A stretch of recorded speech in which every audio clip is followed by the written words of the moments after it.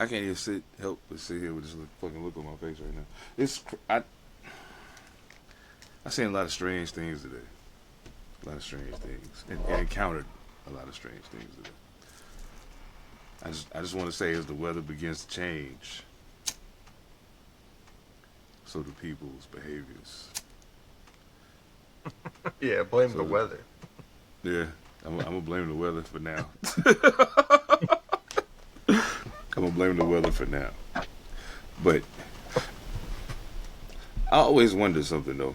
Like, you know how people say that you might possibly know random, useless information? Yeah. I didn't used to understand the concept of useless information. I didn't. But then I started podcasting.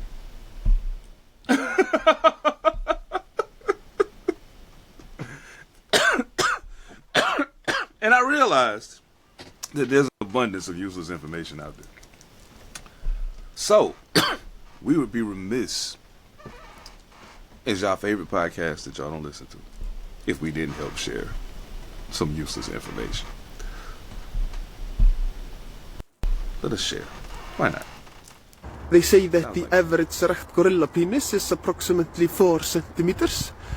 And I thought maybe we should give starving children food before we measure gorilla dicks.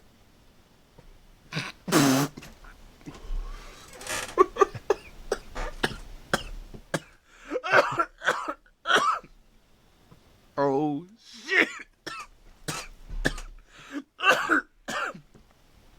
Homie looks high as fuck, too. Like, and not on weed. I don't know what he was on, but damn.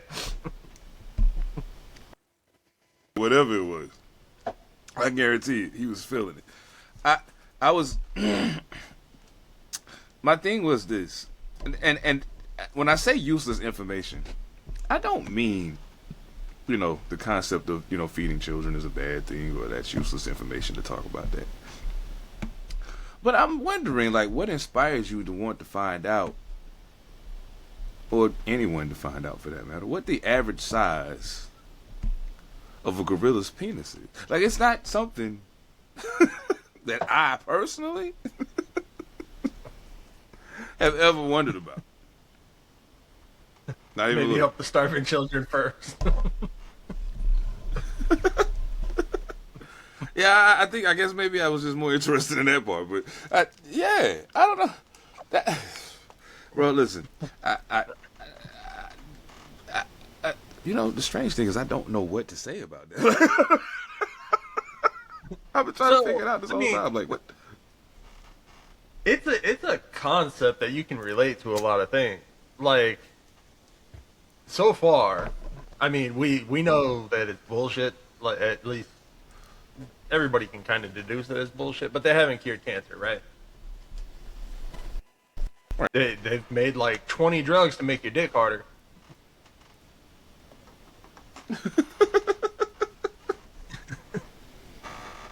There's still a quote unquote like no cure for AIDS.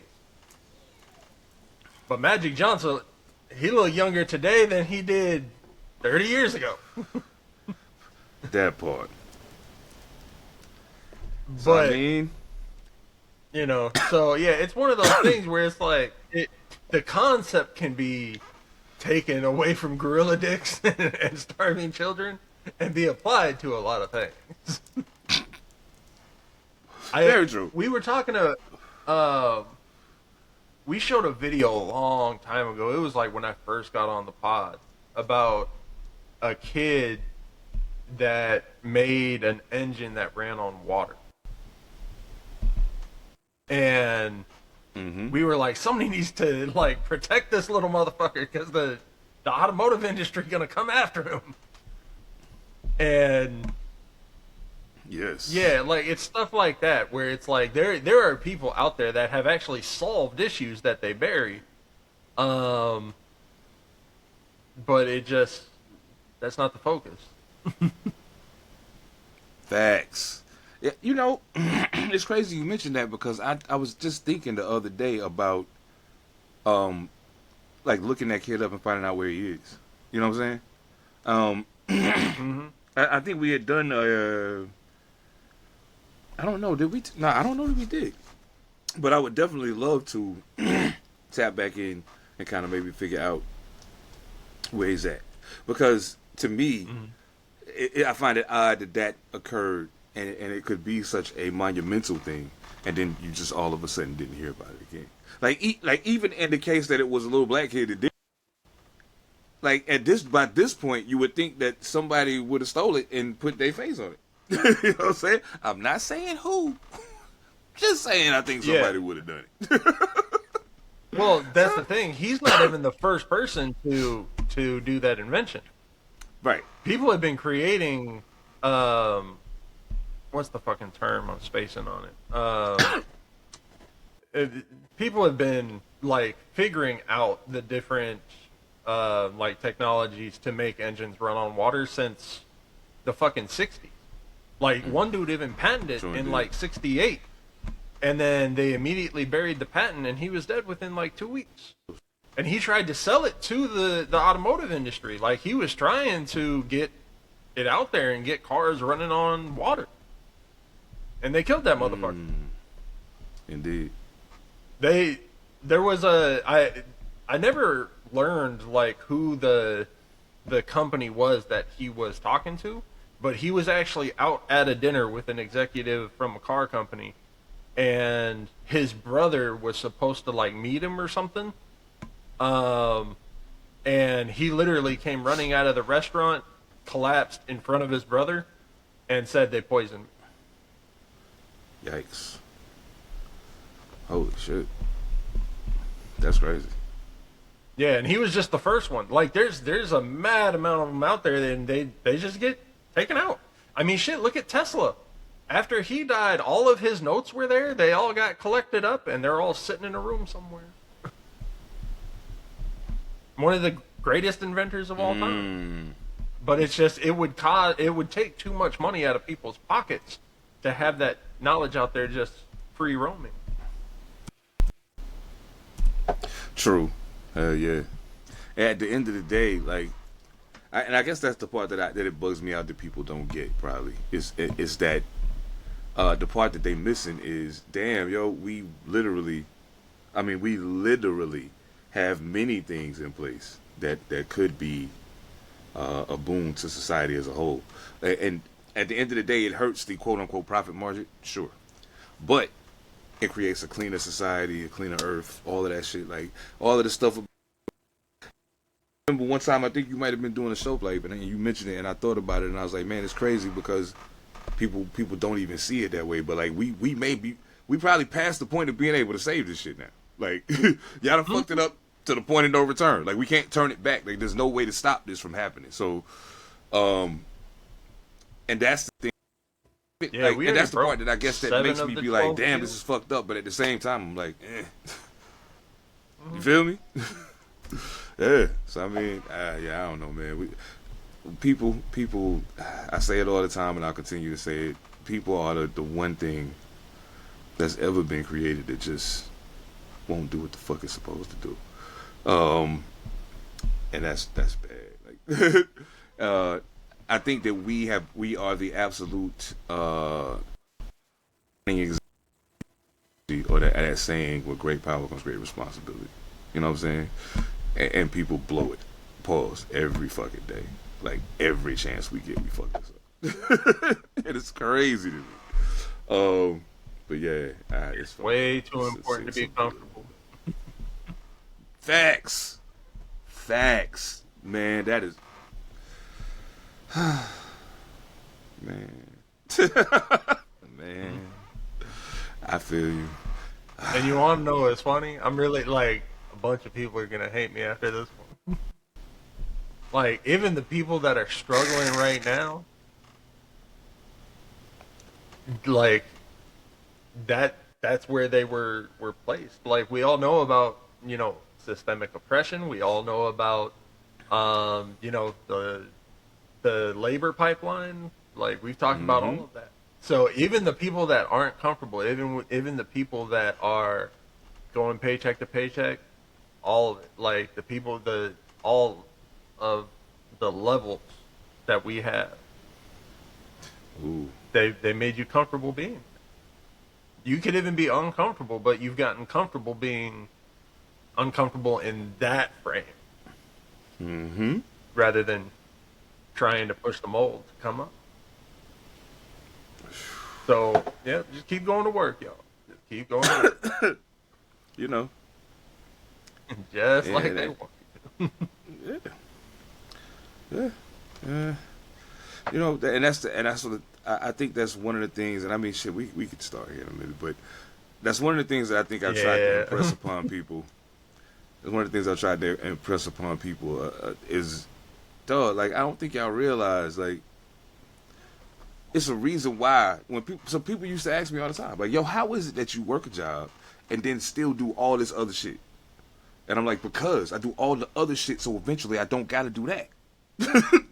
That's the whole point. Like, the whole point is to not have to do that because they already good. We gotta secure what's happening in our circumference. So, yeah. If you ever wonder why the answer is always tired with somebody when you ask how niggas doing, that's why. Mm-hmm. I just want to start working. That's all. Anyway, it is what it is. Shit, let's get to work, man. Fuck it. I'm flyer than everybody. You on cloud 9, higher than everybody. We stepping out on the town, we sliding every party. Shining extra guard, we flyer than everybody. Yeah, I'm flyer than everybody. Find me on cloud 9, higher than everybody. You see the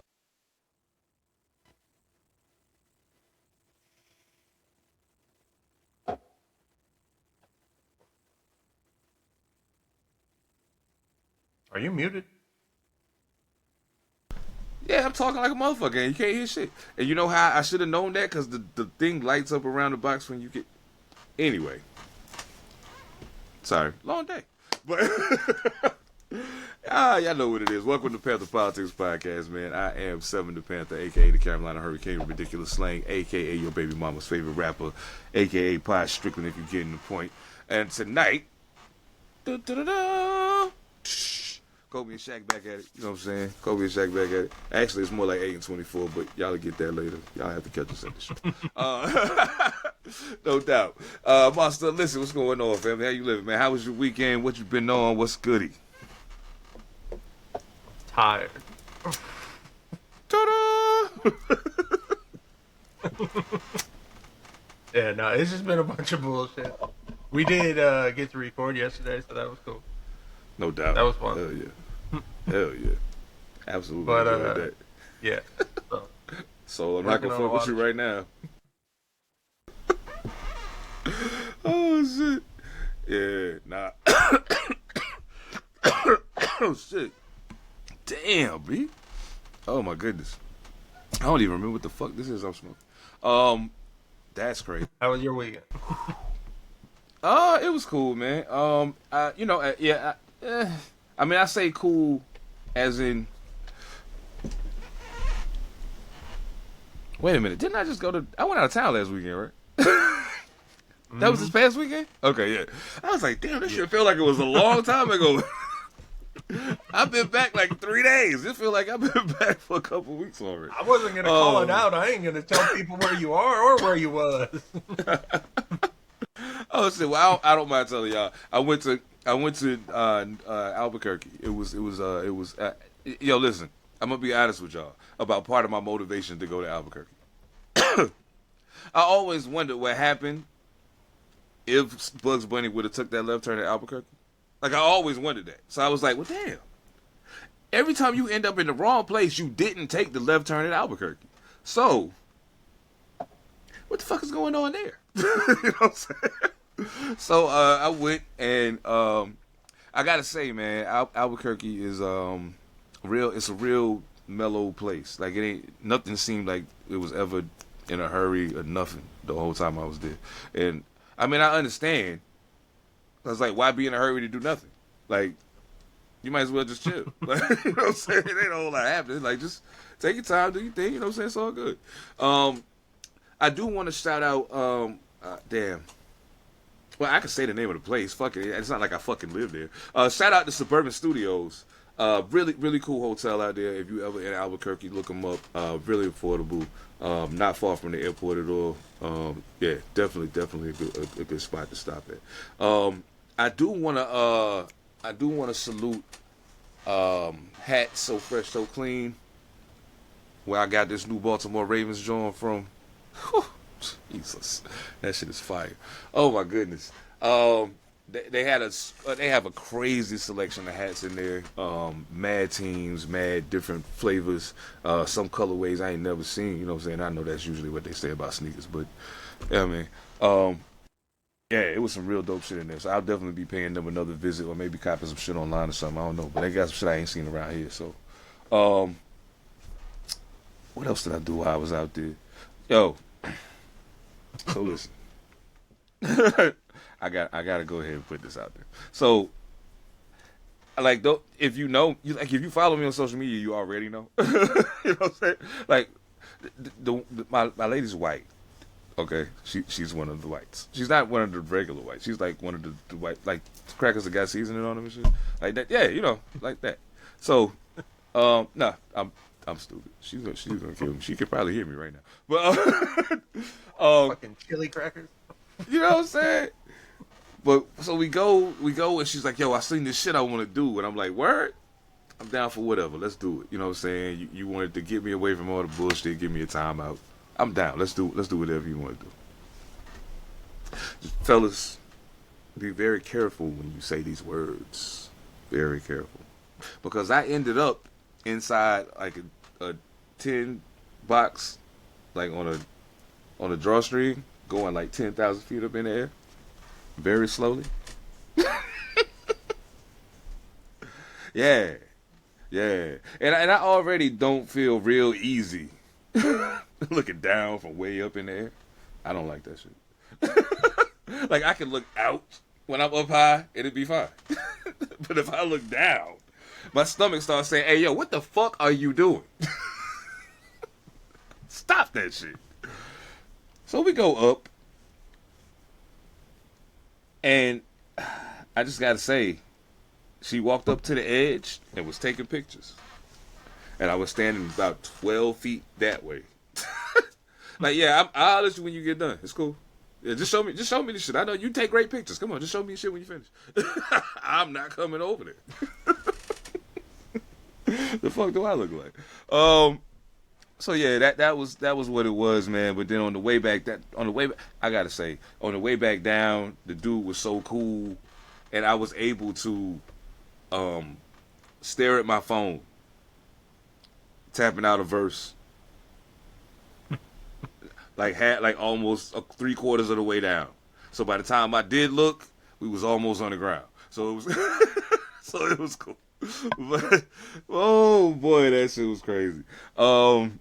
Salute to them though. I can't remember the name of the spot right now, but just go to Albuquerque, tell them you want to go real high in the 10 box, and I'm sure they can point you in the right direction. The fucking Turquoise Trail. So there's supposed to be a ghost town.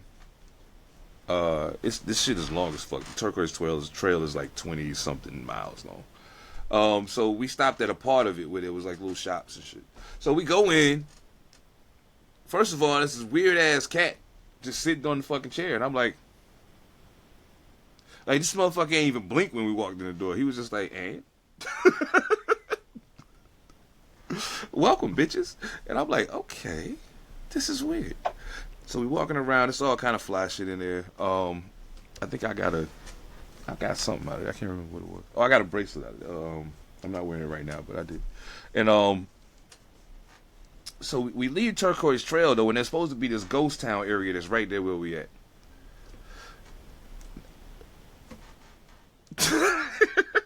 Sidebar. I'm the only nigga there. I'm the only one. I'm so lonely. So it's daytime. Man, listen.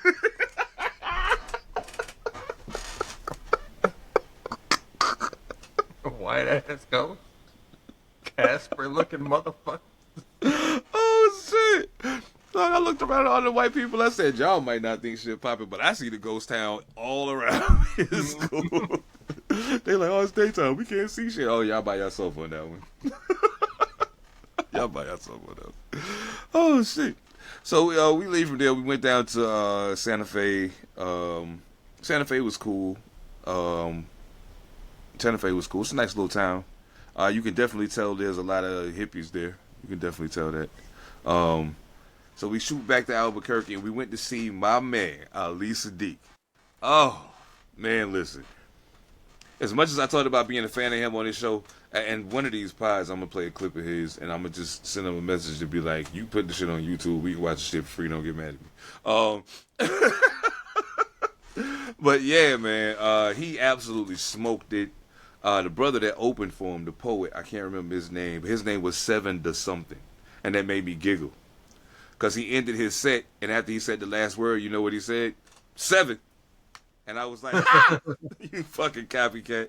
But it's alright, because you know, I'll let you roll with it. It's cool. I'll let you roll with it. Yeah, that shit was alright, man. But yeah, shit was smooth, man. Their airport is small as fuck.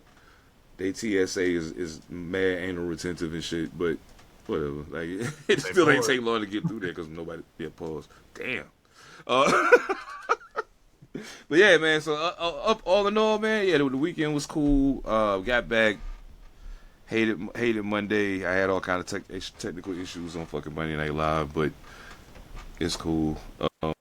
Yeah, we got to record yesterday, so that was dope. SCP shit on the way. SCP shit on the way. No doubt. Man, I'm done with the vacation report and shit. Like, there's more shit to it, but I don't want to talk about it because it's fucking Albuquerque. But go check it out for yourself. Go check it out for yourself. Don't take my word for it. Go check it out for yourself. Oh man. Oh, Pete the tech though. So I was thinking to myself when I was down there. I was like, you know, it's cool that I got an opportunity to go out of town and do some shit. That was cool, but it's one thing that I absolutely positively missed while I was gone. You know what's crazy? I kind of missed, you know what's crazy? I didn't do a whole lot of scrolling while I was down there, you know what I'm saying? So, once we start loading up for the pod tonight, I was like, oh shit, this is gonna be dope. Ladies and gentlemen, everybody, be very mindful of how you use words and like you say terms and like everything means something. So be careful of how you say what you say to people. Like, one reason you should never eat at my house, I will pet my cat and go right back to cooking.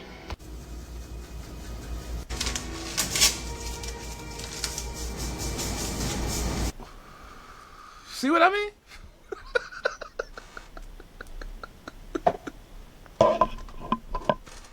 At least you tell people, I guess. Yeah. I mean,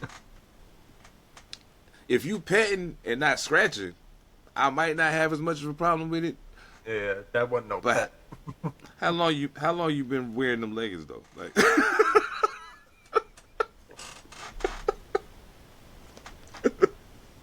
Spilled one of them spice packets a little too early. oh shit! Oh shit! You ain't never lied. Oh my goodness! Oh shit! Now One of them moments where you go down but you sneeze.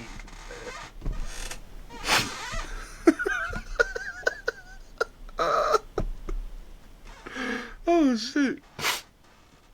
Oh my god! Now, one of my favorite things on TV, oddly enough, was Bill Nye the Science Guy. I always like science shit, you know what I'm saying? I always thought it was kind of interesting. But I think we got to be careful how we apply terms. And words mean something, even in science. Feel me? Did you know that if you bend down real slow like this, to where the top of your head meets the bottom of my chin, that you'd be all the way the fuck out of my face with your goofy ass bullshit. Science, bitch.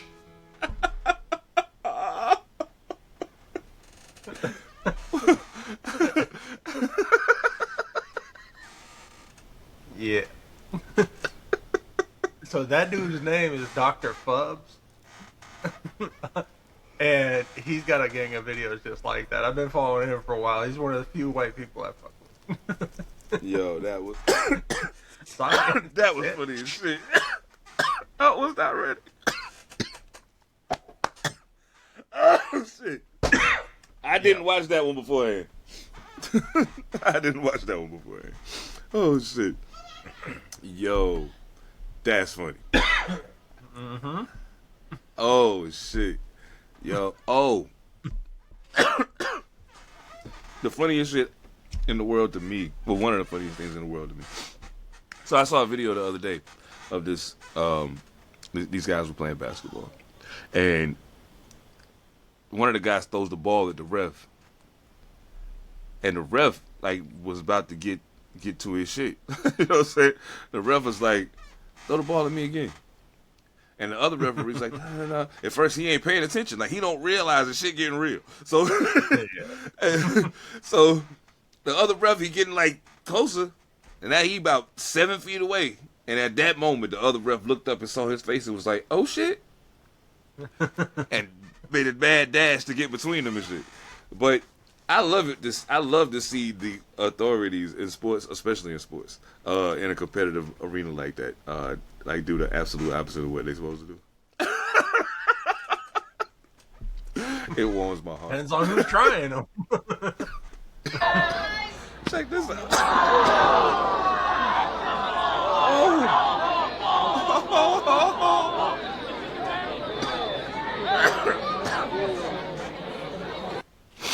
Homie went for a walk. Yeah, he's talking about this bitch, hey. And y'all keep screaming ball, ball, ball. Yeah. The thing said that was the first pitch of the game. That's rough. Jeez. Oh my I ain't God. seen through 9 innings after that. Hell nah. I might not be able to sit for a little while after that, so shit. Yeah. Period. Oh shit. Yeah, I don't know why I feel like I played this before. I think I did. I don't care. You are smart and you know how to read Chinese, and I can prove it to you. What does this say? See? Don't let them tell you otherwise, twin. You are smart. You know how to read that. You know what that says. That's amazing. Don't let them tell you that you're dumb. You know what that says. Hey, yo, I will play that every week just to hear her say that.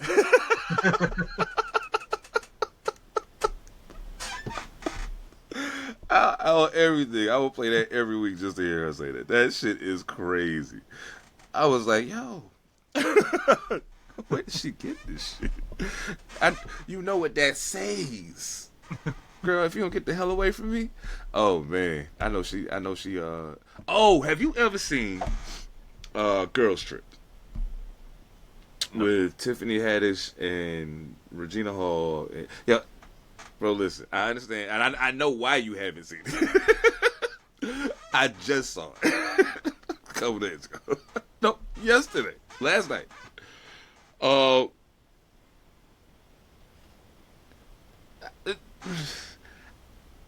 It ain't even about it being a female cast. It like, I just don't watch a lot of like newer comedy. Oh yeah, I feel like most of the comedies that I watch are old comedies because it was different. Like nowadays, oh, absolutely, bullshit. Absolutely, hell yeah.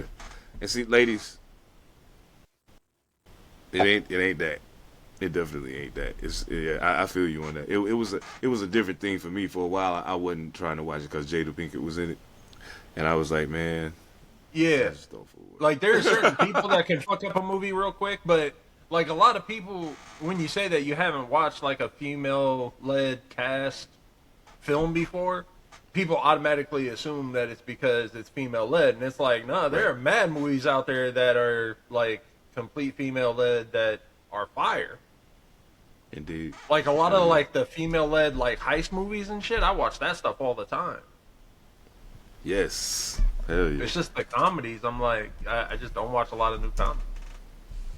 Yeah, I think that see, ladies, it's all love. Y'all know that. I mean, y'all already know if y'all watch All Purpose. I talk about the WNBA all the time. It is some weird concepts about men and women and gender roles and all that shit. The whole gender wars thing kind of rubs me the wrong way. Pause. But like, well, I don't know. I should probably just. I like how women want to talk about equality, like they're pulling anything close to our weight. Dude, we're responsible for 90% of all violent crime. Pick a brick up and run a fade. Get to work.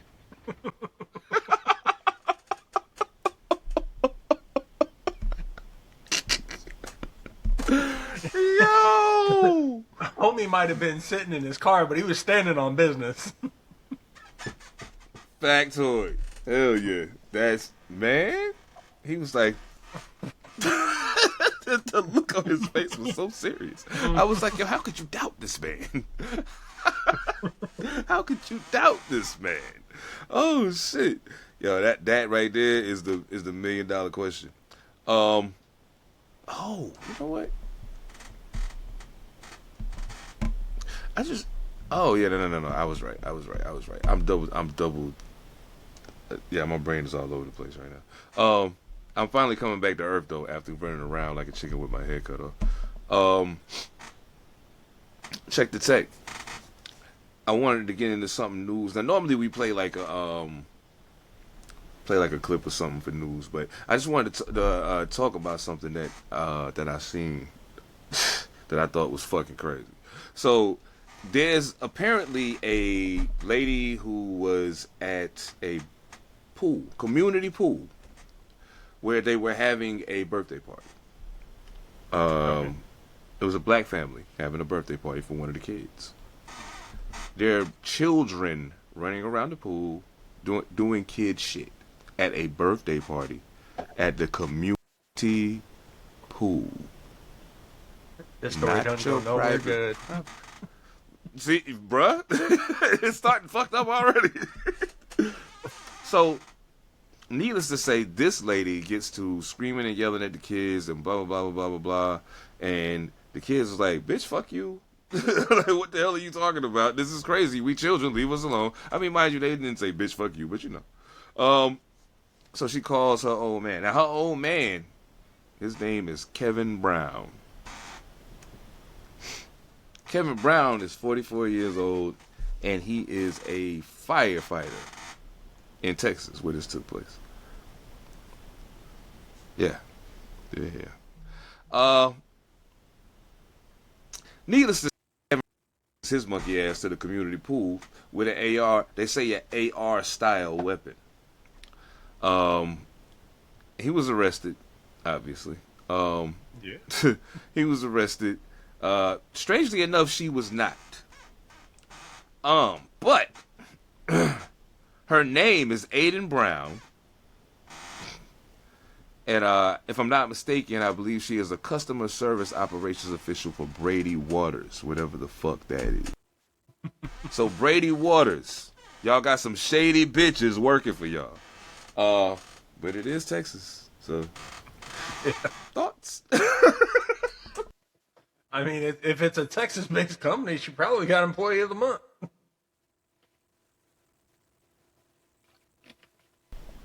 Damn it, man. Yeah. So, yeah, the moment that you said that it's a black family, I was like, oh no.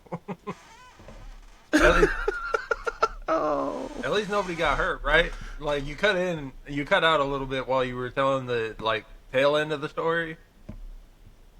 Nobody got hurt? Oh, yeah, nobody got fucked up. Yeah, nobody got fucked up.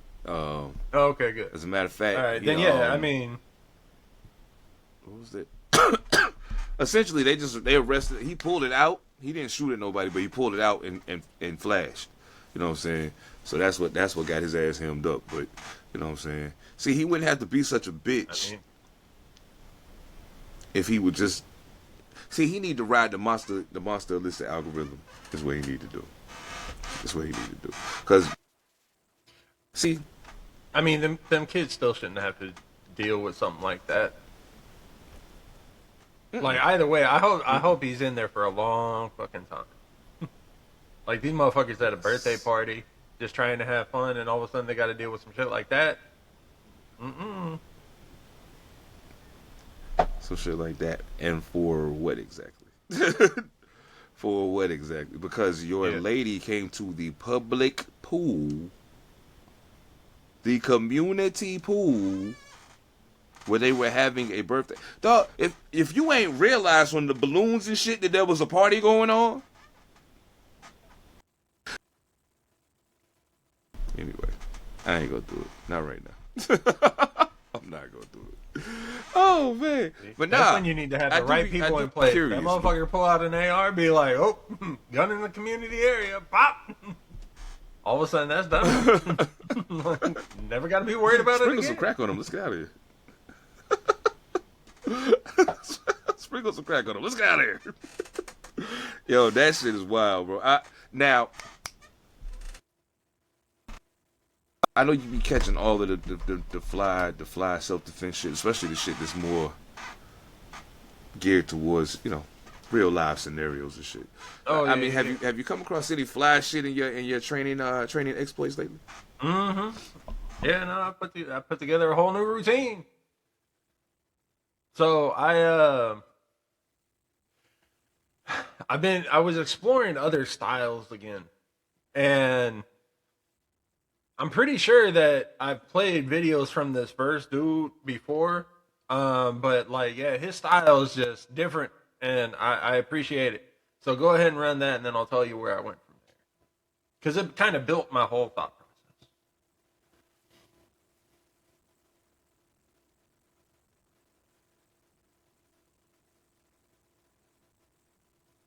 Oh.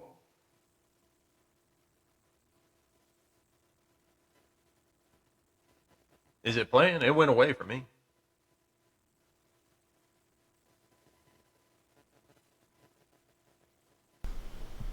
I'm not sure what's happening right now.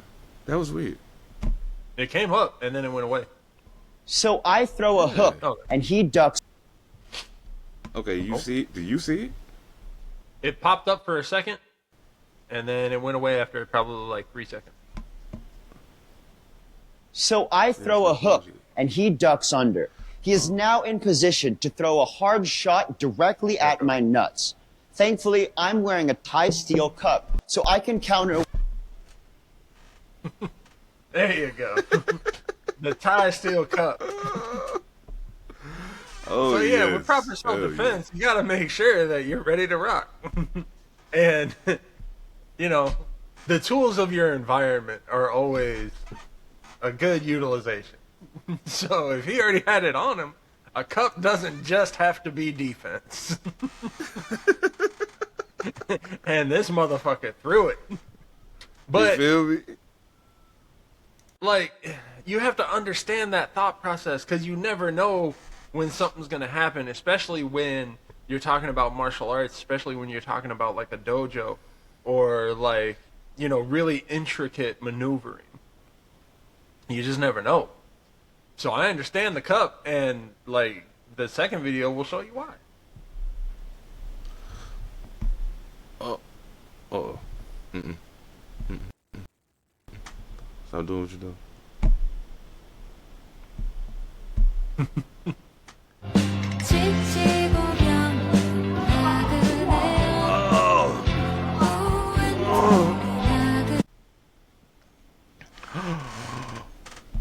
See? He didn't have his Thai steel cup on. Oh my. Mm-hmm. Oh my. Homie tried to do the triple Lindy going into a kick, and it's you got no control. You got no control. Oh my. Oh my God. Gotta wear your Thai steel cup. Oh shit. And sometimes you go into the store and some fool grabs you from behind. So what I'm gonna do is base out in case he tries to pick me up. This hand is gonna grab the wrist, this arm is gonna go underneath, and I'm gonna pull up as I push down, connect my wrist, and turn around. As you can see, I can knee him in the face, I can knee him in the panza, but I'm gonna do my personal favorite. Get his huevos! I call that one huevos fritos. Oh shit! Oh shit!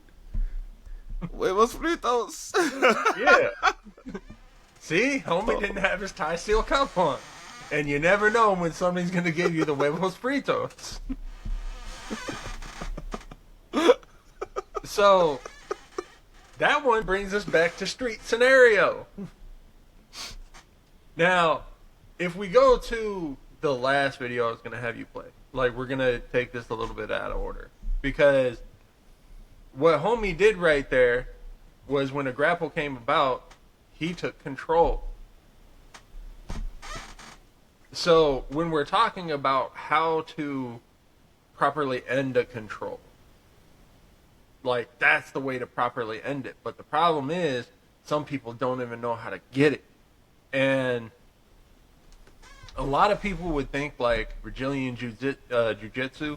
I've never been a huge fan of jiu-jitsu. This video might help explain why. But oh shit. Oh shit. Well, I just want to say before I play this, to all of the jiu-jitsu people out there, leave me alone. I don't want to fuck with y'all. You know why? Nah, fuck it. I'll just show you.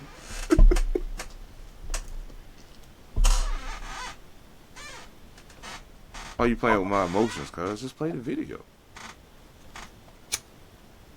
it has been running slow. Yeah.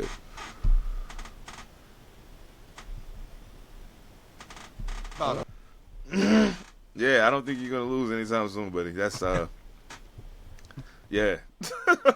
Yeah, it's just never been really street friendly in my opinion, and I'm more of a street fighter. So, you know, it's not that I have anything against Brazilian Jiu-Jitsu, it's just not my cup of tea. Because at the end of the day, this all is about, like, what to do if something happens in the streets. Because a lot of fucked up shit can happen in the streets. And like, taking it away from the training, sometimes you need to know the purpose of self-defense. And that's what this video is going to show. You see, this is what these sex traffickers do. They want me to bend over and pick this dollar up so they can jump out of the bushes and stick squirrels up my ass and sell bootleg snuff films of that shit to 60-year-old Saudi Arabian men. Oh, no, sir. I'm not doing that again. I learned my lesson the first time. I learned my lesson the first time.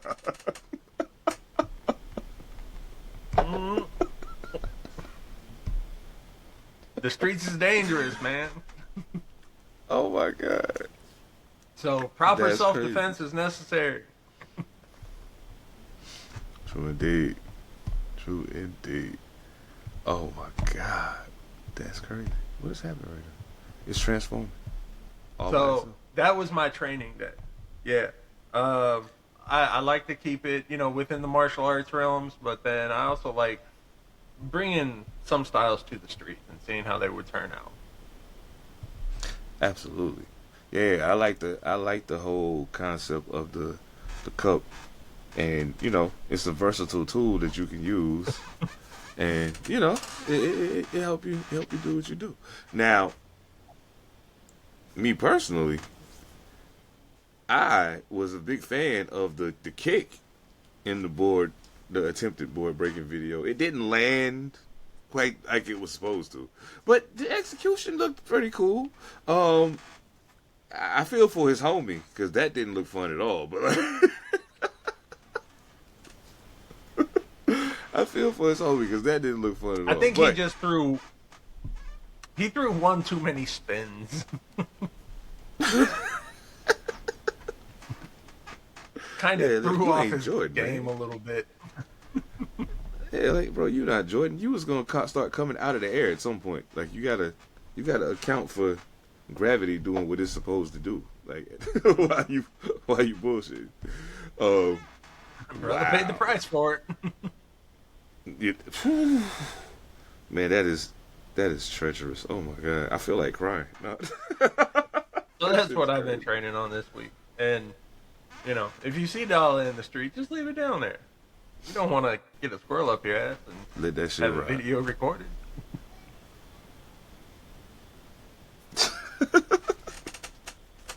Indeed. See, and if you're gonna do that, if you're getting into training, if you know, doing anything that involves focus, energy, staying motivated, I got a trick for you. Go to w.gg, use code Pantha Politix, order you some of that fire water over there. Not the kind of fire water some of y'all thinking, but the flavors are out of this world. The energy is very, very useful. No crash at the end.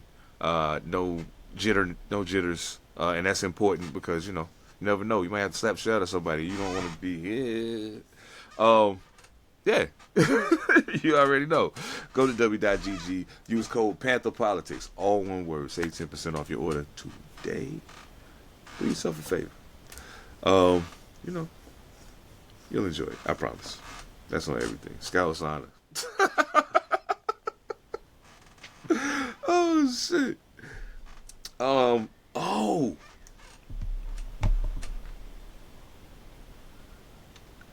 I just had a revelation.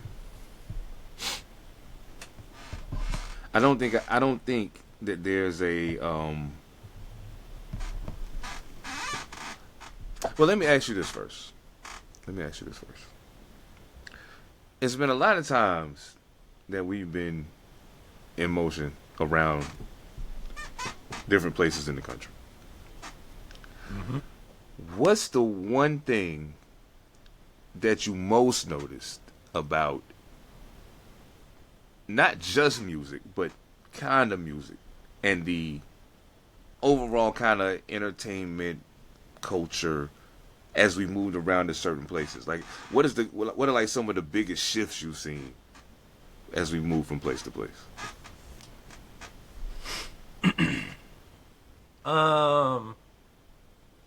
I mean, style of music, of course, just because you got regional content and stuff. The thing that I've noticed the most is the music that you hear in the street will usually tell you the amount of seasoning on the food in the restaurant that's next door. Indeed.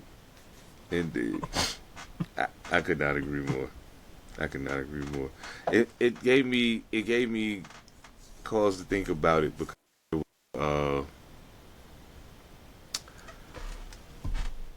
there's a guy that works with me who's from Georgia. There's another one who's from Chicago.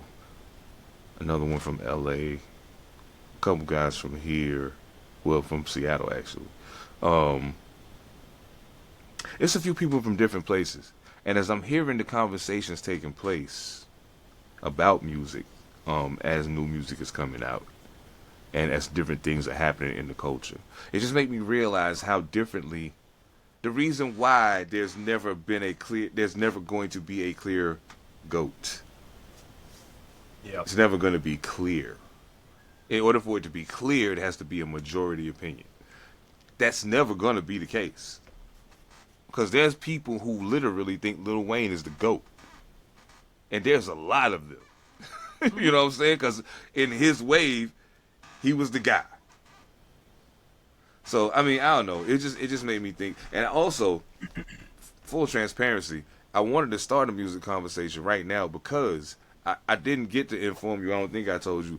The one video that we wanted to play right here, can't get it. Okay. They like, yeah. I was like, you sons of bitches. That's the funniest shit in the world. We can't even play it. I'll find it. I'll find a way. Don't worry. No doubt. I was going to do a it. screen record or something. It's just, time was not on my side. But since we talking music, have you had an opportunity at all to hear? I'm starting this off wrong because it's not just about this, But salute to everybody who performed that, was a part of, helped bring to fruition Roots Picnic this past weekend in Philly. From what I understand, it was an amazing show. Some really, really dope performances. But the talk of the night, undoubtedly, was the closing performance, I think, of opening night from Mr. Sean Carter himself, better known as Jay-Z. If I'm not mistaken, he came out to Hovey Baby, and immediately out of the record went into the now famous freestyle where he aired out those who've been poking the bear for the last 10 years. Pause. I mean, realistically, let's think about it. Jay's last album was 444. Mm-hmm. I think that was 2016, 17, somewhere around there. So, yeah. A good 10 years, we ain't really heard him. Like, he done a couple pop-ups here and there. But, nah. So, for him to get out there and do that, for one, I applauded it. Hey, dope that you still, you know, when you come to us, you got to do that. Like, what you doing over there with them people you trying to make them billies with, fuck all that. When you come over here, you got to do that. Mm-hmm. So we know it's real. Like we know it's still you. So have you had a chance to hear it at all? Do any analysis to the words? Okay, I'm gonna play some of it. It's kind of long. Like the freestyle itself is 3.5 minutes. Okay. But I'm gonna play some of it, and I wasn't able to edit out the crowd reactions and shit. But we ain't gonna play a whole bunch of it. But I just want to give you a little bit of what he was on. So let's check it out. Patty's turning 100. If she would have transitioned before I cleared my name, I would have hunted them. Every one of them playing these silly games. That 1-800 ambulance chaser would have wished one came. But 911 is a joke. Public enemy #1, I've been ranked. The rock's not crumbling. The leprechauns have magically run out of pranks. Your son on the federal jail line mumbling something about having too much of this drink. You know how dumb that is? Another one fumbled his, wonder how I get the blame. Niggas' teeth is tumbling out their mouth and somehow I'm the one who done it. It's a murder mystery game.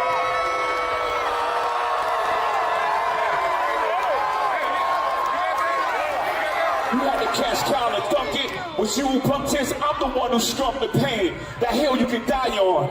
There's way too much flack that comes from those planes. I'm killing them softly. What's understood don't need to be explained.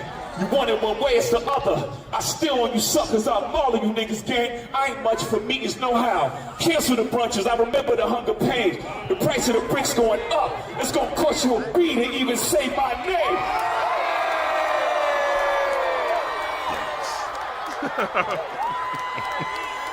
You ever heard of a Wonder King? My children and some of them, have you niggas no shame? Y'all trying to get under skin? I really get under skin as unharmed player. Y'all thugs with y'all thumbs again. Everybody think they're the ones insane. You're no maniac. Watch how saniac in my presence, nigga, shrink. I need a new therapist. This shit is not working. I'm truly on the brink. Y'all better not encourage him. Y'all don't want me to think these thoughts that I think. That nut-ass nigga still stuttering. And Chatty Patty down on his luck again. Quest introducing me to Jaguar. I don't know why I still fuck with him.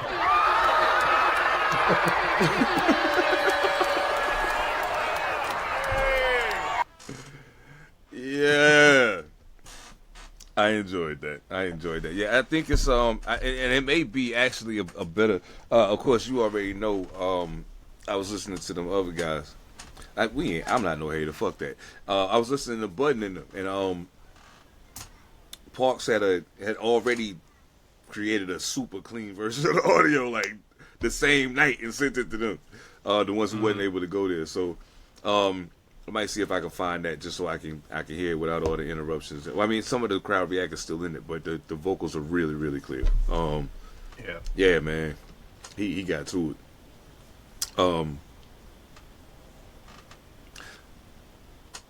You wouldn't consider yourself a Jay-Z fan, correct?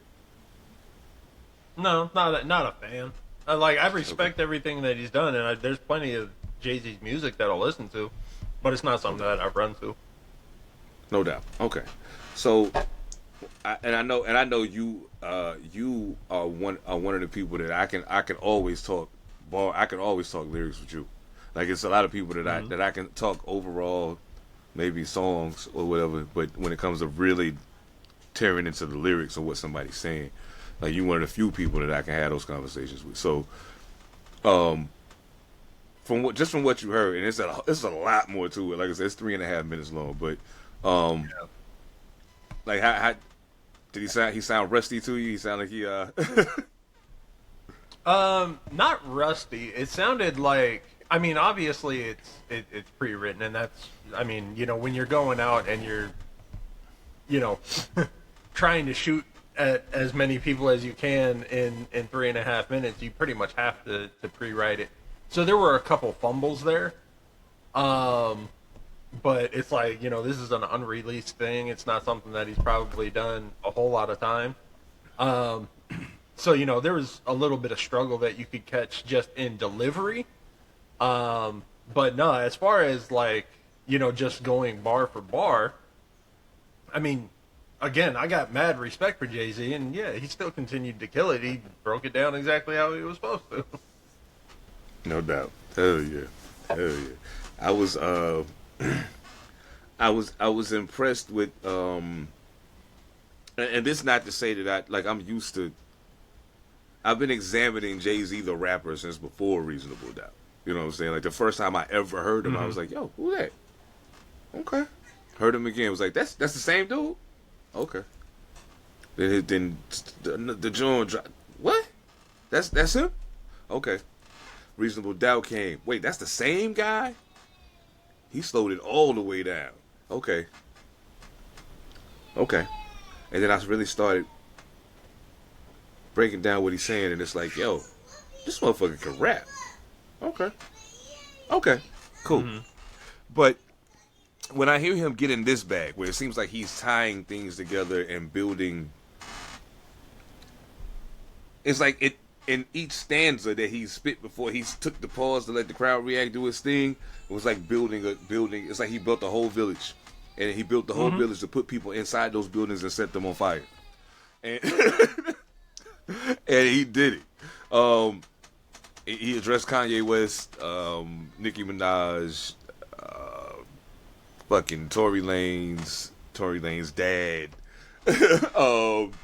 Shit, he was talking to a lot of niggas. Dame Dash, obviously. Yeah, like he addressed a lot of shit in their freestyle, and I mean, of course they call it a freestyle. We know it's not, you know what I mean, that. But if we go with the modern definition with that freestyle he did on stage, yeah, man, I think he smoked it. Super glad to see he's still there with it. You know what I'm saying? Yeah, nothing but love for that. Absolutely. One of the things that I really enjoyed about this one in particular, like, there was a long time when Jay was up, but he was still trying to kind of portray, like, yo, like, I'm still from the streets. And it's like, yeah, cool, you are, and I'm glad you remember that, because a lot of people don't. But some of the ways that you move might show that you don't, unless you're rapping. But in that one, he seemed to really kind of fit it to his psyche. Like, I've never considered Jay-Z a psychological rapper. But on there, he talked a lot about where his headspace was right now. You know, saying that, like, you know, I'm on the edge, because even though I'm up, like, these motherfuckers keep saying my name, and that's the one thing that's never gonna change. Whether you're in the streets or whether you're, you know, working on your second Billy, it's like, you know, the people that are coming to do you harm, it might be different people and it might be in different ways, but that's always going to be a constant. So breaking that down and showing that, you know, yeah, this is what I'm rapping about, and this is where the headspace is on the whole thing, like, that's really what I enjoyed about this one. Like, yeah, take your shots, but it shows what kind of headspace he was in, and that's not a normal thing per se for Jay-Z. Like, don't get me wrong, it's happened before, but this one seems like he was, you know, very open with where he is right now. Oh yeah, it was a bit more intentional seeming. Yeah, a lot more intentional, really. Yeah, I feel you. Because that shit was what, like 60 seconds. Mm-hmm. He talked about being mad rich. He talked about killing motherfuckers. He talked about his kids. Yeah. And like he talked about all those things in like 60 seconds, but it made sense. Yeah. I'm loving Old to see Jay wouldn't have done it like response. That. Oh hell no. That might have happened over the course of the whole 3 minutes at points, but it wouldn't have come like packaged that way. You know what I'm saying? Yeah, I feel you. And then like the shit I be trying to impress upon people. Dog, this is Nas is, you know what I'm saying, 53 this year, you know what I'm saying? Jay-Z 56, you know what I'm saying? Like our OGs, like the niggas from our generation, like we seeing shit now that we never seen happen before. Because the guys that we came through the pipeline with are still creating records at a high caliber. And like some of the guys from the 80s are still able to do so, but like it was really our class that did it. That showed that this shit possible to do at that scale for that long, and still be good. So I mean, to me, and from what I understand, he got a new album on the way. So it ain't something that I think it's something that I may have resisted doing in the past, possibly. But at this juncture, Jay-Z album drop, we'll do it on For a Long Play. But no, I'm with it. I'm with it. Yeah, for sure. At this juncture, I put that in the same category as the records that Master P was putting out. You a vet MC now that ain't dropped in a while. So let's see what you got. Yeah, hell yeah, I'm looking forward to it. Absolutely, I'm looking forward to it. Oh shit. Speaking of music, damn, what we want to start this at? Probably the same. Yeah, absolutely. Make the most sense. So the homie, Chi-Town, what up? G Herbo back in the building. Brand new record called Thug. Y'all probably, if you wasn't hip to him already, you probably heard G Herbo on Conway the Machines. You Can't Kill God with Bullets. He absolutely smoked this verse on there too. Definitely, yeah. G Herbo will be getting to it. How was you feeling about the Thug joint? I mean, I dug it. Every aspect of this was a hit for me. I absolutely love the album cover. You know, just this red aspect to it, and then overlaying himself on, you know, over the storm, over the streets. I absolutely love this. The beat with that synth lead in, and you could tell immediately that shit's gonna get a little grimy. And then, you know, you got fucking G Herbo, and the beat was done. So it's a 3-part production. It looks like Chase Davis, Tino Crazy, and then God. But yeah, he always brings heat to me. Like, it's very, very rare that I hear a G Herbo track and I'm like, yeah, like, I can take it or leave it. Like, usually when Herbo drops, like, it's something that I'm going to listen to for a while, and this is definitely going to stay on the playlist. This is exactly what I was looking for. Yeah, man, G Herbo is he grew on me. Pause. Like thing for me with him on some different sounds. You know what I'm saying?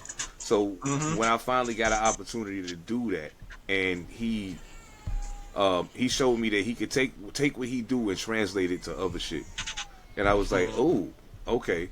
So then I start tuning in a little harder to actually to his records. And when I did that, I was like, now wait a minute, yo, like I kind of tuned him out when he was Lil Herb, But now that he's G Herbo, like you can kind of tell, like he grown now, and he feel he's found his way within his flow, and he's one of the few guys that does that flow, and it really grinds my gears to hear some of them do it. Him and King Von probably my two favorites that rap like that. You know what I'm saying? Because I just ain't the biggest fan of it overall, but yeah, he smoked it. He writes from the standpoint of a person who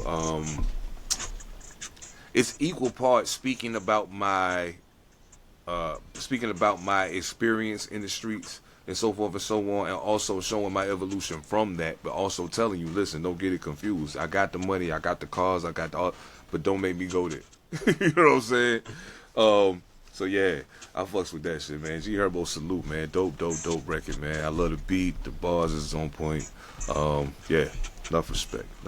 Yeah. Man. The crazy thing about G Herbo is, like, he does a lot of features. Mm-hmm. Like, him releasing music, like he's not one of those dudes that'll push out like 5 albums a year. But the thing is, when he's doing feature runs, like G Herbo is, he's like a chameleon. He always has his style, of course, but the intention, like, he can very much take something that, you know, the artist that he's featuring for is focused on, and he can put himself within that mindset and, you know, really push that for him. So you can hear him on these features, but you're not getting 100% of him in his own, like, way. No doubt. Hey. Like, it's almost like an empath that, like, just latches onto people's, like, emotional runs. And yeah, so yeah, I've always thought that he was crazy. Yeah, I dig Herbo. And yeah, this one did it for me. That's gonna be on the singles list for a while, bro. Oh man, hell yeah. I man, you know what's crazy? I think I'm looking for. I would say that I'm betting before the end of the year we'll get a G Herbo album. Most definitely. I'm willing to bet before the end of the year we get an album from G. So yeah, I'm looking forward to it, man. Salute G Herbo, dope shit, man. Keep bringing that shit. Oh shit, let's take it to Indiana for a minute. Gary, to be exact, salute to Gary, Indiana. All of the people out there, home of Michael Jackson, Jackson 5, and Freddie Gibbs. Freddie dropped a little 3-pack, Rabbit, RBT. Yeah, y'all already know, man. Freddie Gibbs. Monster, listen, how you feeling about RBT?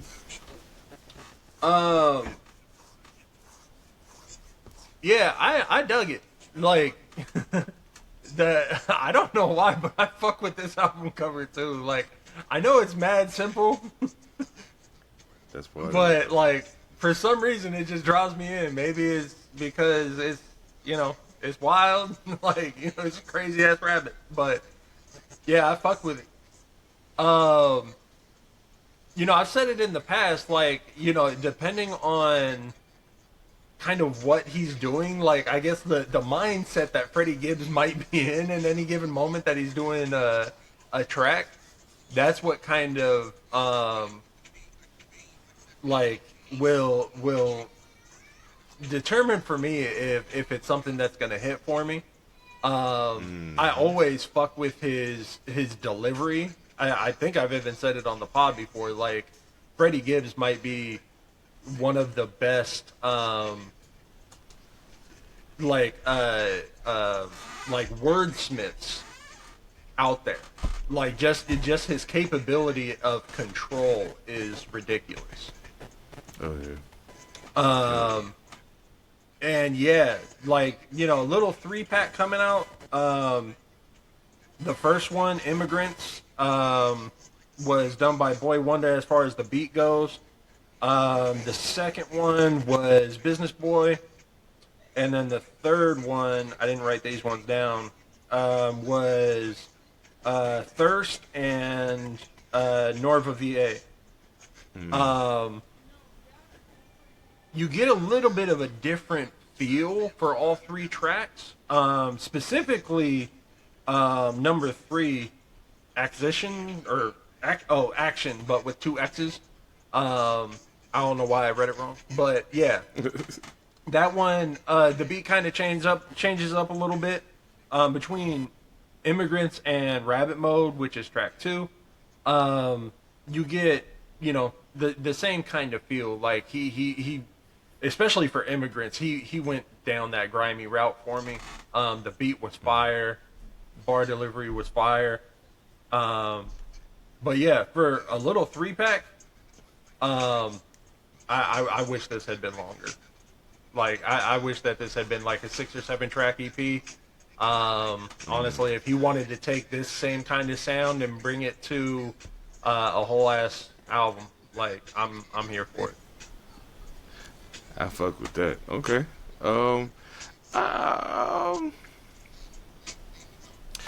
I think I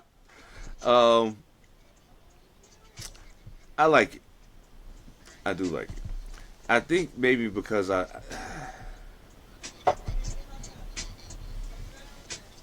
I'll say this. I feel like maybe I got too comfortable with the sound of him and Alchemist. Very possible. Because they did a lot together really quickly. You know what I'm saying? So that might have skewed it for me just a little bit. But I mean, not to the point that I don't recognize it. Like, yeah, I feel you. Like, this should be at the end of the 3 Jones. I was like, yo, because I had it on repeat, so it started over again. I was like, hey, hold up, man, listen. Keep rapping. I'm gonna need you to add some more of this shit. What the fuck is you doing? Like, yeah, it's crazy, man. I absolutely enjoy Freddie Gibbs' writing, and that's saying a lot because I like most rappers I think are fucking peons, but yeah, I think not only the way that he raps, but like you said, his control not only of his flow and what he does on the beat, but even in the way that he meters out words. You know what I'm saying? Like, it's a point where all of that kind of plays a part in it. Because there's a whole lot of motherfuckers that can rap fast and don't say shit. But if you want to rap fast and say shit, you gotta know, don't waste no words. Like, you gotta put that shit right. So I love to hear him get in his bag, man, and just be on some Freddie Gibbs shit. And that's exactly what this is. Yeah, man, much love to Freddie Gibbs, man. Y'all go check out RBT, please. That is a must listen right there. Absolutely.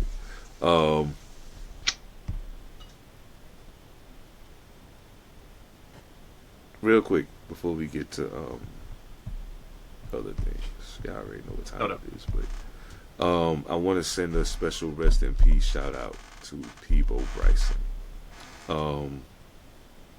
Man, that was like, Peebo was like my mom's dude. Like, my mom's and they put me on to Peebo. You know what I'm saying? And he got records.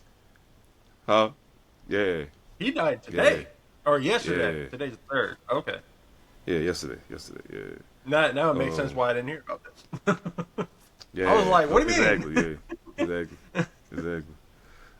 I just found out this morning, so I was like, damn, let me add that in the mix. For those of y'all who are unaware, Peebo Bryson, born 1951. I think he's from South Carolina, if I'm not mistaken. He died at 75, obviously. He had complications from a stroke. They said he passed away peacefully, surrounded by his family and loved ones at a hospital in Marietta, Georgia. He is a 2-time Grammy and 2-time Oscar winner, primarily known for his romantic Disney duets. To some of y'all, he mostly known for them romantic Disney duets. This joint, his breakout record in 1984. And mind you, I'm a little nigga at the time, but I heard that song and was like, yo, that's dope. He's singing the fuck out of this song. Yeah, if ever you're in my arms again, yo, that shit is still fire to this day. Yeah, he sung a lot of my favorite joints, man. I fuck with Peabo Bryson heavy, man. Rest in peace, King. Most definitely. Yeah, Rest in peace. if I remember right, I don't know if he did the voice throughout the whole thing. But I know the singing tracks for Beauty and the Beast, anything that you hear the Beast singing, it's him. I don't know if he did the actual like voice though. That's what I was gonna look up real quick.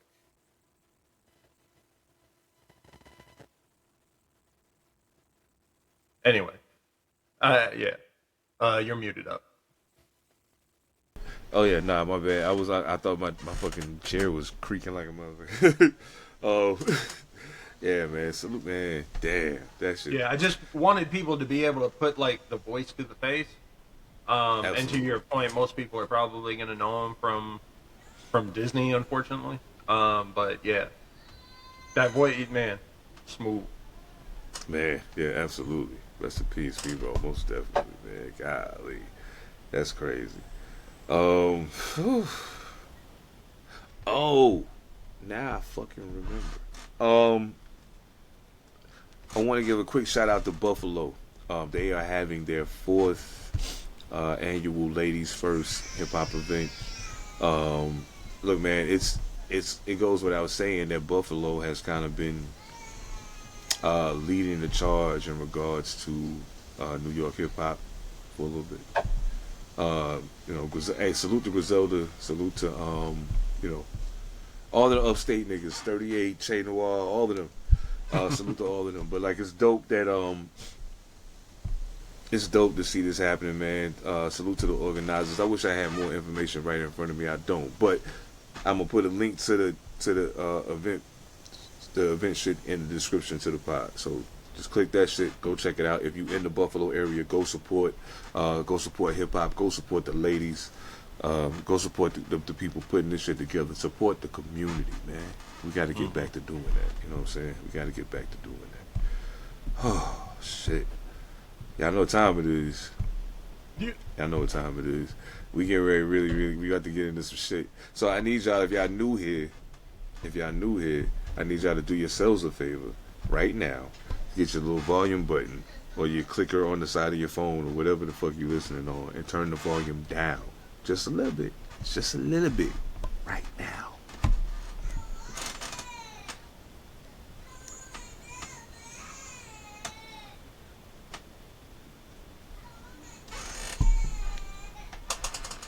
Yep. Y'all know what it is. 4 Long Blades. We about to get into it, man. We ain't gonna fuck around. Speaking of them up north niggas. 38 Spesh. 8 shots. About fresh damn off the time. fucking press. About damn time. I said, this motherfucker about to single us to death. Oh, man. Oh, shit. We ain't gotta fuck around, man. You already know. Yeah, they already know we here for business if it's 38. So let's get to it, man. How was you feeling about 8 shots? So before I get into the album, I just want to express the frustrations that I had with this album. Not with the music, but the fact that like 2 days before it's supposed to drop, all of a sudden I see that the single with Busta drops. And I'm like, wait a minute, it's like 2 days before the album, what's the point? And then it goes away. So I was like, okay, maybe it was a mistake. And then the day rolls through. It was supposed to drop May 25th. I'm on my phone. Yo, where's this Spesh? Here's these 2 tracks that you can still have. I'm like, wait a minute, bitch. You made promises. So finally the album comes out. And I'm like, okay, now I don't know what the issue is, but I've been waiting for this. Don't steer me wrong. And he didn't. So, I because like, you know, I've been focusing more on production, and then reviewing kind of like the overall album. I haven't done a lot of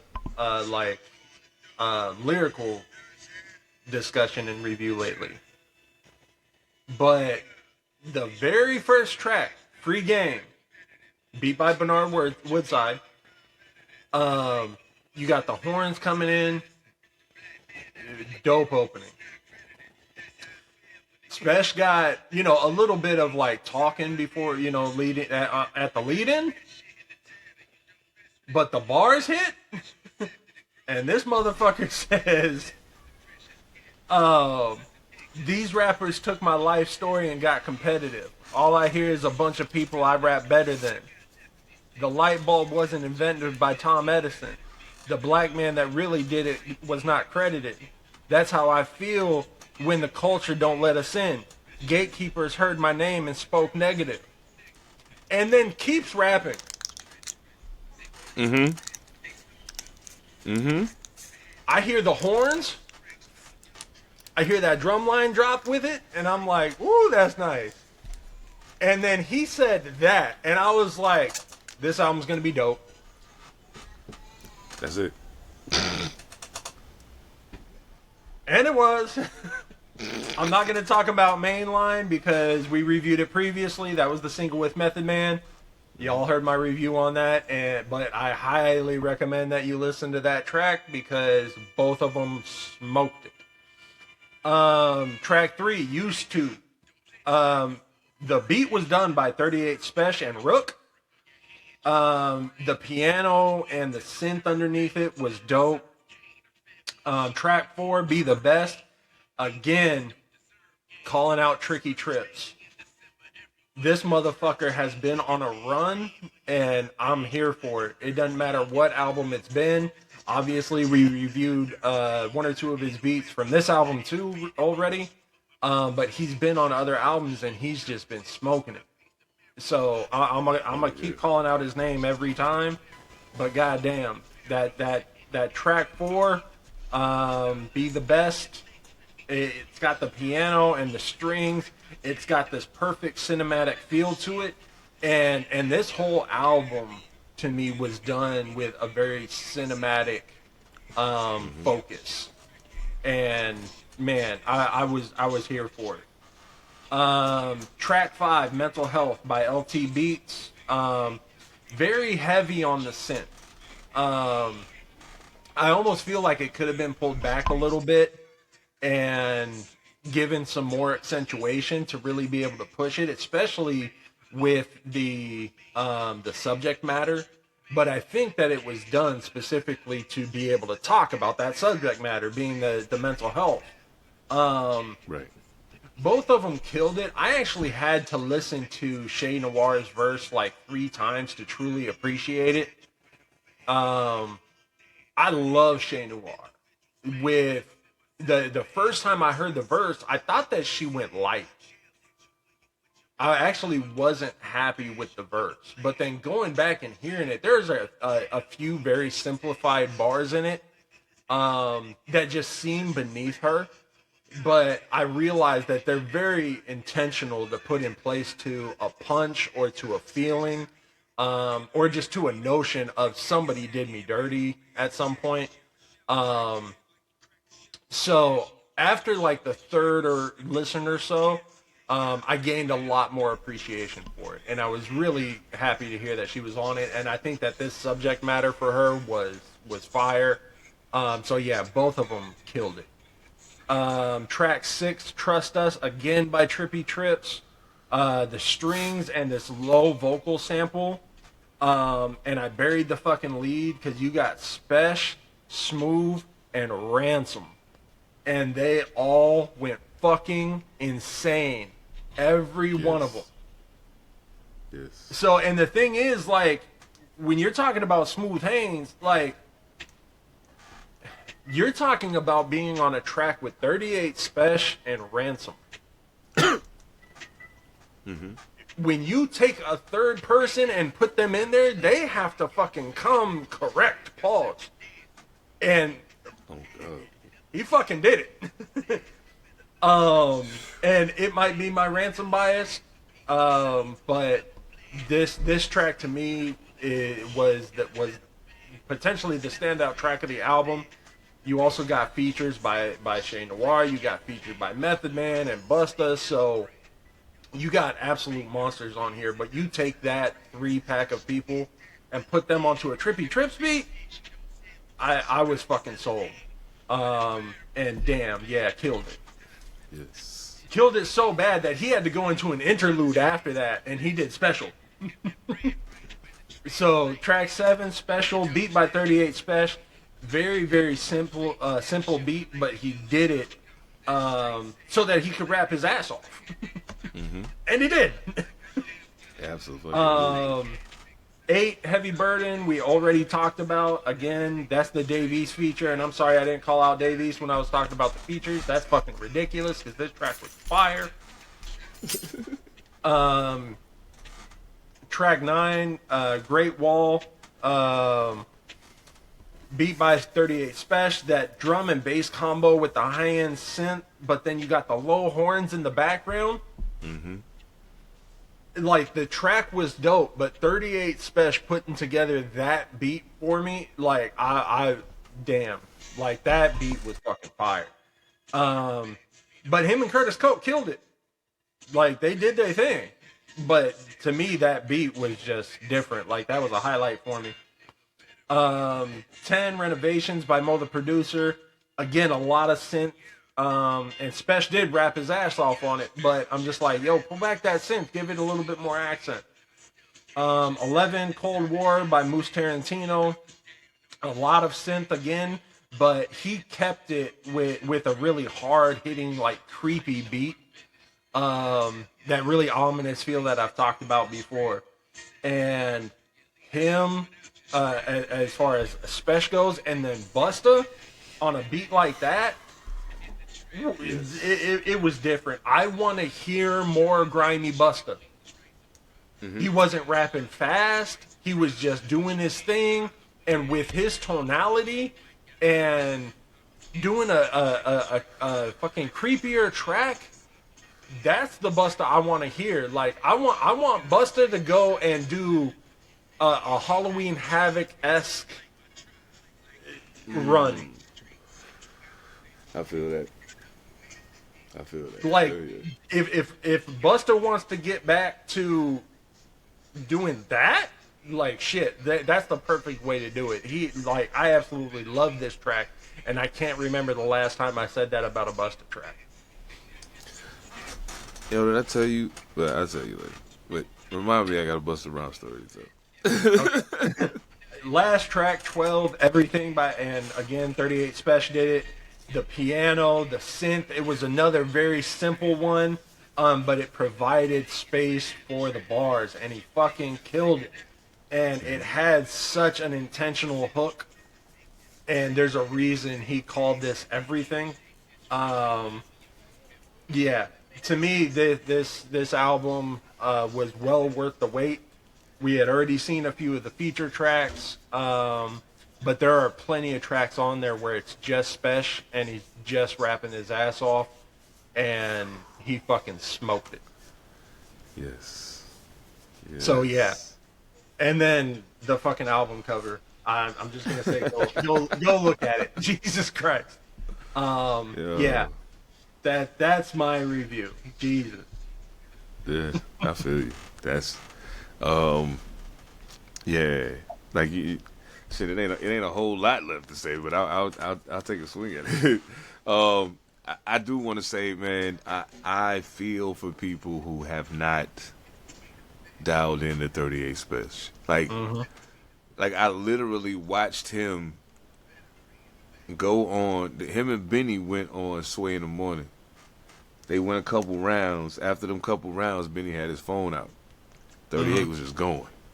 I was like, yo, this 38, 38, one of them motherfuckers that, like, in my brain, 38 was hustling, riding around in his car, playing beats, freestyling by himself for long periods of time. Mm-hmm. And he got extremely, like, the way he raps is like the older cat in the hood talking to you, like, in a halfway joking manner, but trying to put you on the game. You know what I'm saying? And it ain't even that he's trying to be funny, it's just that the way he say shit is funny to you because he the OG. You know what I'm saying? So when I listen to him, it feel like I'm listening to one of my uncles talking to me. You know what I'm saying? Even I'm older than him, but still, it's just the way he sounds. You know what I'm saying? The way he puts words together, his sense of humor. Those are things that you like. Like the way he raps, you can't teach that. Yeah. Because it's so genuinely him. Like when I hear him do an interview, I could close my eyes and start making a beat while he's doing an interview, and it'll sound like one of his records. That's just who he is. It's like DMX. It's just who he is. You know what I'm saying? Like it ain't no tune up that really got to happen there. Of course, you know whatever the embellishments of rapper man and shit, but whatever. You know what I mean? So to me, it felt like he purposely said, okay, listen, I'll give you the feature records because these other names are gonna bring other ears to the table who may not be listening already. But when you get to the album, you get a lot more of my wave. And like, and it's crazy. It was wild to me when you said what you said about Chambers, because I was like, yep. I was like, I'm glad you listened again and again, and was like, wait, I get it, because I was like, yo, she said one of my favorite lines on the album, and it's also one of the most simple lines on the album. On that record, she said, I can't wish you the best because that would still give you access to me. You know what I'm saying? For me, that bar hit the first time.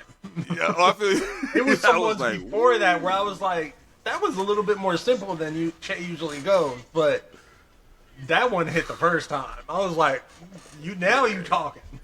Yeah, I was like, ooh, girl, I hear you. But yeah, man, like the wild thing is if you could take Speshal verse for verse and just take the words and look at it, and that's when you know that something's really well written. Mm-hmm. But he really writes it well and delivers it in a way that is unlike anybody else, and that's the thing that I think helps and hinders him to a degree. Hinders him to people who don't understand why it's like that, because when you see him come out of that whole upstate movement at that same time, like he don't sound like nobody from Griselda. He don't even sound like other people on his own in his own crew. Mm-hmm. Like he's very unique. Man, 38 keeps spitting on these motherfuckers, man. Like he got his foot on motherfuckers' necks, man. As a matter of fact, speaking of 38 Speshal, before we give our blazers out, he just said in a recent interview, he was like, yeah, me, Benny, and Jada. And so y'all listen. I want y'all to go listen to the record. It's a record with him, Jadakiss, and Benny the Butcher. I don't recall the name of the record off the top of my head. But 38 said, I jumped on the record with Benny and Jadakiss. I kind of, had the best verse on the record, and Kiss ain't did a song with me since. So he basically insinuating that Kiss ducking him. He's like, yeah, Kiss, I'm saying, stop playing. Come outside. Let's rap, nigga. Come on. You know what I'm saying? And I was like, ooh. Like, as much as I want y'all to do a song together, I think that because y'all cool already, y'all could do some entertaining back and forth type shit and it not turn into nothing. Plus, y'all both grown as hell. You know what I'm saying? And it not get disrespectful like Kendrick and Drake, because they just really hate each other. But y'all ain't got to do that because y'all cool. But it could be some cool rap shit. I'd love to see that. 38 and Jada? Yeah. Oh, man. All right, with that said. And yeah, the fucking cover, my goodness, that shit is... Yeah, that's just dope, though. How many alarms are blazing for 38 Speshals? New shit. 8 shots. I'm gonna take into account, like, even with taking into account that there were a couple tracks that I was like, yo, like, you went a little heavier on the synth than I needed. Even with that, it's almost enough to push me to a 4, just because this might have gone beyond a 4. But to take that into consideration and really level myself back out, I'll give it a 3.75.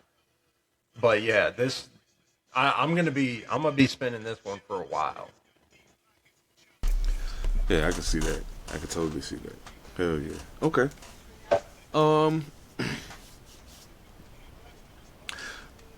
everything, 38 Speshal rapping is almost 4 alarms by itself. I gotta account for, like you said, a couple of the beats was like, I could do without. It could use some switch. Like, it ain't totally bad, but I would like for some shit to be different. Like maybe a little less of this, a little more of that. It ain't enough places where the beat modify where you saying something where it give it that like it doing some of the other records. You know what I'm saying? So yeah, with that said, I think we might be on the same way. Yeah, 3.75, absolutely. Yeah. And I think we should institute a 5th alarm just in case it's one of them.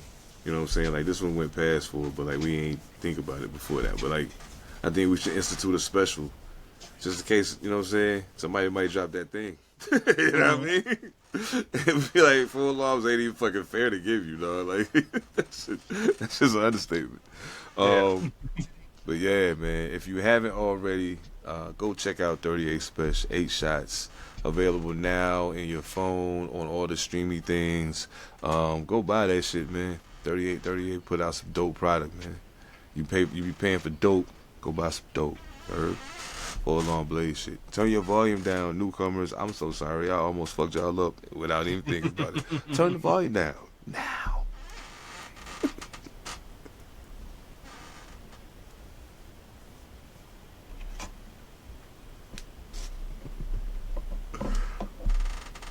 Oh man, my bad. I promise I wasn't trying to do that on purpose. Oh man. Oh shit. You know, do you remember the first time you like a movie, like not when you was old enough to go see some shit on your own and go do some some fly shit? The first time you was excited about going to the movies to actually see a movie, like what was it? Oh shit.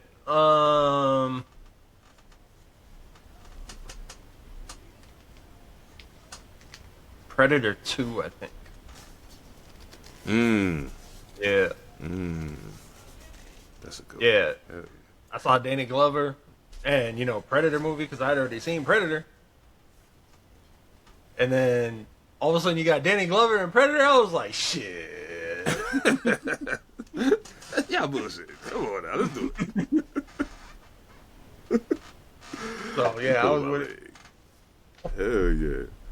Oh man. Oh, I could dig that. I think for me it probably was The Last Dragon. Yeah. I think Fire. Yeah. It was The Last Dragon, yeah. That's a good one. Man, I was so, you know what, we gonna have to do a character assassination on a couple people in that movie because there was some wild shit going on in The Last Dragon. You know how I feel about Last Dragon, so yeah, I'm all the way down.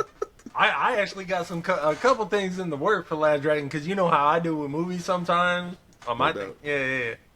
I'm working on one of those. I love it. Hell yeah.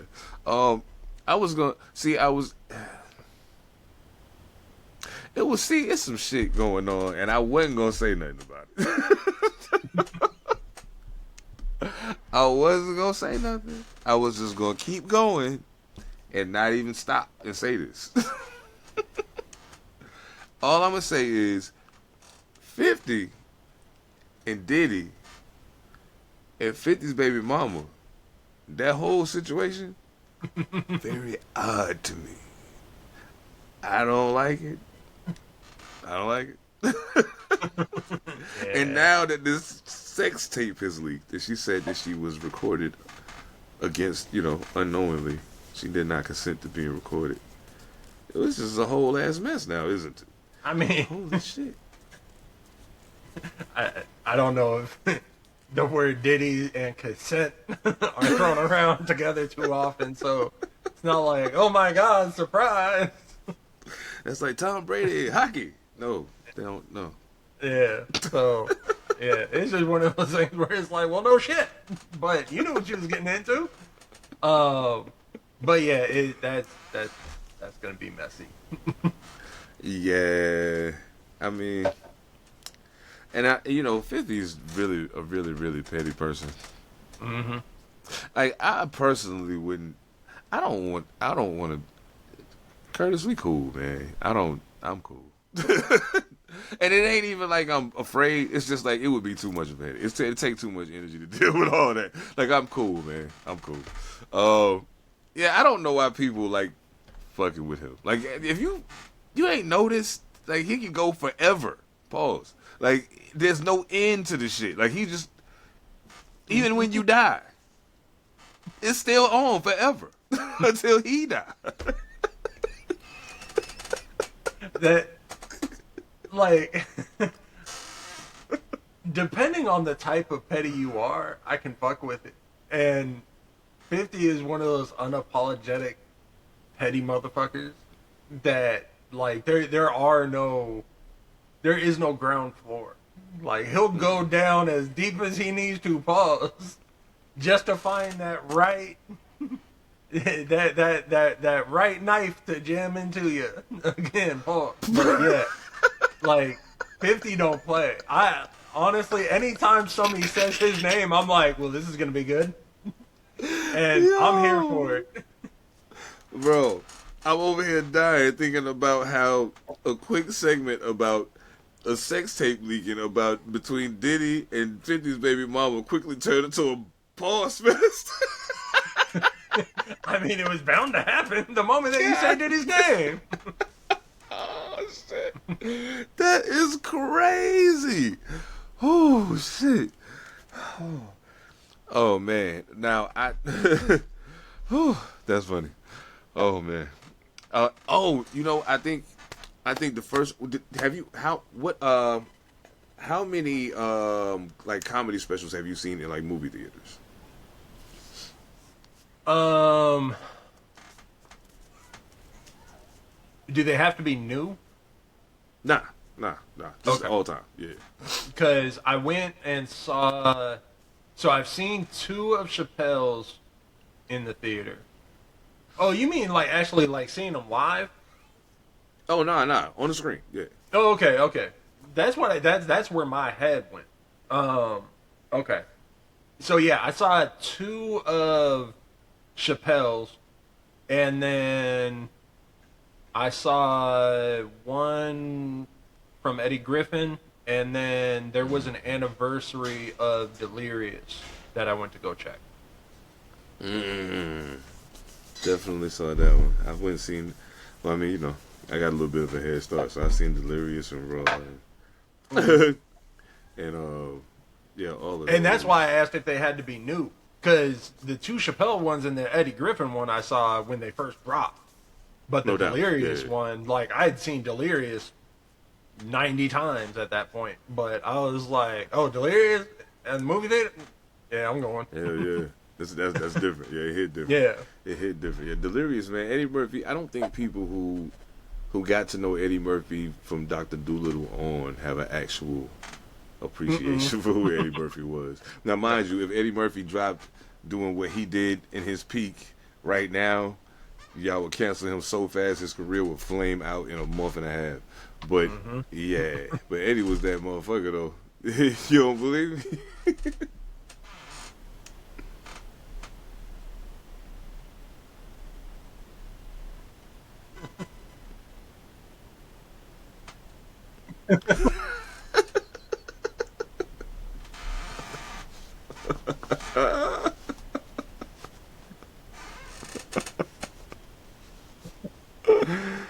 Oh my goodness. He in that hot ass leather suit.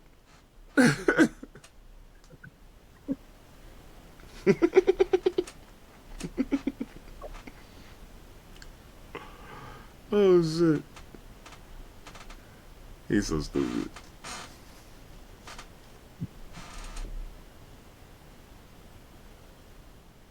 How you gonna take credit for that shit? Oh man. Yo, if you have not seen Eddie Murphy Delirious or Raw, you are cheating yourself. Go watch that shit. Oh my goodness. So, the beautiful thing about that segment is 2 things. One, like I said, I had seen that so many times, and that's an amazing part. Like that whole comedy hour is just 100. Like it never levels out. There's not a bad moment in there.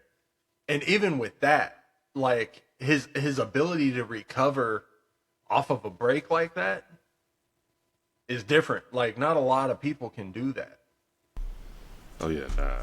And so that was an amazing piece of it, but I had seen that so many times, and I never knew that it was Charlie Murphy that shouted that out. Oh man, that's dope. Like, so few people, because now, like, knowing that it was him now in retrospect, I'm like, there are probably very few people that could break Eddie Murphy on stage. His fucking brother is one of them. Absolutely. You better believe that shit. Rest in peace, Charlie Murphy. Damn. Rest in peace, Charlie Murphy. Man, salute. Oh man, but it just made me think, man. When we said, like, remembering when those Jones came out and like just being excited about it. Like there was a point in time when there was a such thing as a what they call a summer blockbuster, and it was the big shot movie that, you know, was getting all the press and everybody was running to go see and all that other shit. I don't know. Like, I guess the big question I have in regards to that at this juncture is like, is that even a thing anymore? And if so, I mean, well, I'd rather say, I guess I'll say, if not, why so do you think? Why do you think that might be? I think it technically still is a thing, because, you know, they still drop a lot of the bigger movies during the summer because, you know, kids are out of school, more people are going to go and see them. So I think technically it still is a thing. It's definitely, it doesn't have the spirit that it used to.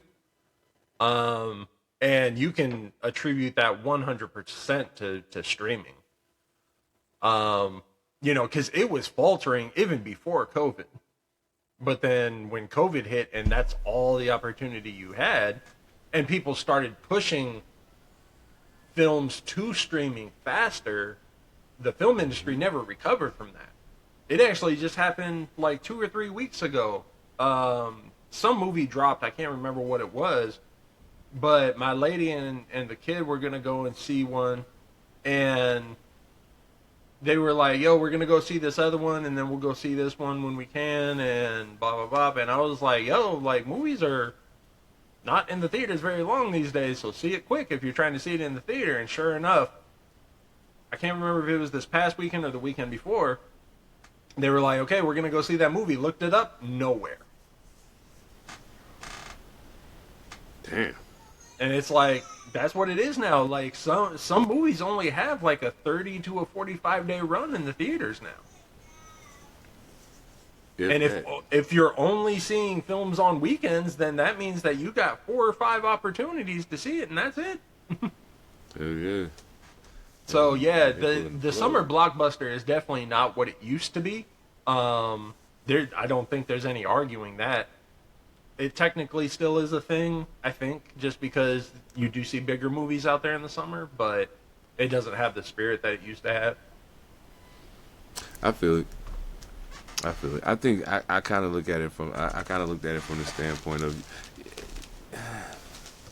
I feel like it's not a thing, but I also feel like that may have something to do with my personal connection to how these things are promoted. Mm-hmm. You know what I'm saying? Like, a lot of the ways that you would promote a summer blockbuster film, I'm probably not going to see it, because I don't watch regular TV. I don't be scrolling on social media running into a million ads. Like, I don't see the shit, so I don't know something's coming. Like, a lot of times people got to tell me a movie's about to come out, or maybe maybe something else I'm doing and I add a pop up for it. Or if I'm watching some shit on YouTube and I add a pop up for it. Okay, cool. I'm way more likely to see the shit on YouTube than anywhere else. So it may be my relationship to what creates the summer blockbuster that makes it seem different for me. Okay. But I also started feeling like, at a point, because of the popularity of streaming, and like you said, COVID on, the whole thing looked different, and it kind of has to, you know what I'm saying? Because there's no way you could sustain what was happening previously after that expansive shutdown of things. So, with that being the case, I can imagine that there is a formula still, but to me, it feels more like now they're rolling the dice. Like, okay, it's summer, we're just gonna take a shot with this. You know what I'm saying? And then because they doing that and they taking that risk because they know, okay, boom, if we flop with this motherfucker, the rest of the year we're gonna drop these other films that we already got shot on streaming, and get this bread back. And drop some of them in the theaters for a short run still. Like, but like you said, the runs are getting shorter, becoming far more likely that you're able to sustain a studio. Just based off of that. Like, sometimes you could drop those summer blockbusters, drop one every other summer, and keep your whole business afloat. You know what I'm saying? Just because of how long it's staying in the movies, how much money it's gonna make. Then you got the VHS and the DVD and the, you know what I'm saying? All of that shit. So yeah, I think just the nature even of commerce or business in that regard has kind of changed the way that plays. So yeah, I feel that, and correct me if I'm wrong. Tell me if you agree. I just feel like there aren't as many actual star actors right now as there used to be. Like, I think at a point where a lot of people who stood out. Yeah.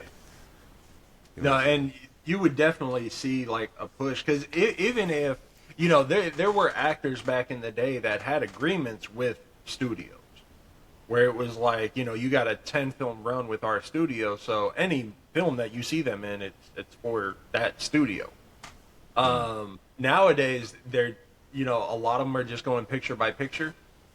And honestly, to a point, that's there for the studio's benefit as well, because, like, you know, if you end up getting fucked up, or, you know, you end up getting canceled or something, and that studio can distance themselves again. Exactly. But yeah, like, you definitely still have like your top tier actors, but yeah, they're definitely it's not the structure that it used to be. I feel you. Oh shit. Well, I mean, I guess I do want to ask that question, but I got another question I want to ask. And I'm not getting ready to stretch this out forever, pause. But like, I noticed something, and tell me if I'm tripping. I might just smoke too much weed. I don't know, but it seems like to me one of the things that has negatively impacted dogs. Everybody looks the same. Like, it seems like people are absolute carbon copies of each other. Yeah. I think that the lack of distinction between people also creates kind of a lull. You know what I'm saying? When you're talking about something that is visually impacting people, that's how you consume it. Visually, audio, obviously, but you have to see it.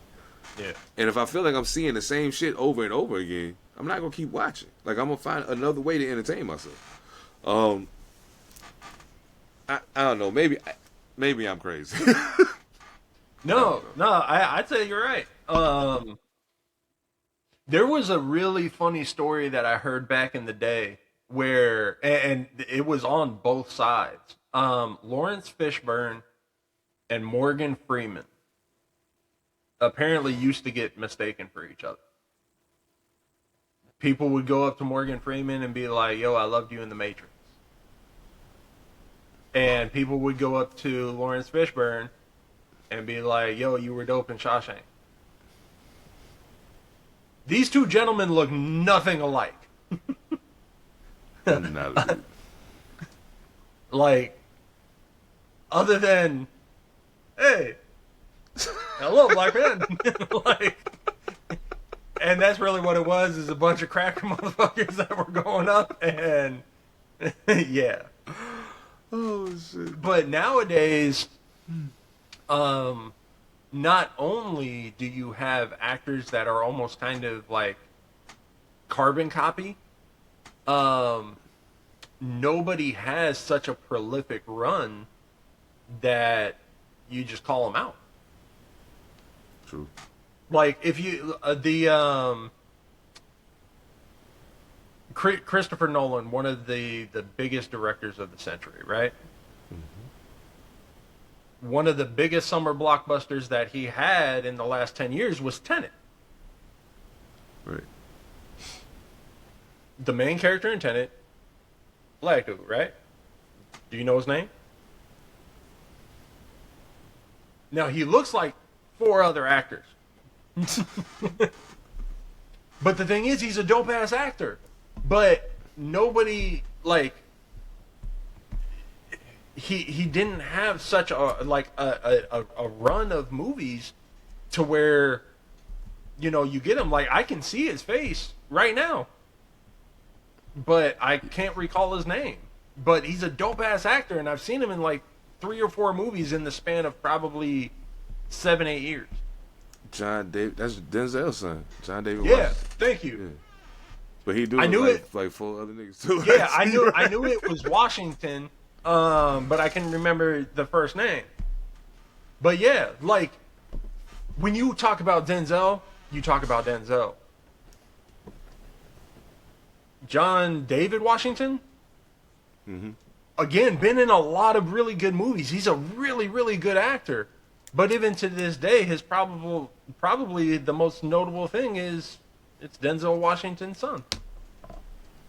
Unfortunately for him, yeah. And the thing is, like, it shouldn't be. He's a dope actor.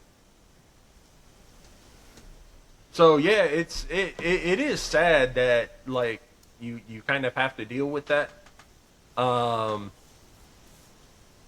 think kind of the one person that was really breaking out of that was Jonathan Majors, and then we all know what happened to him, and he had to kind of start back at zero.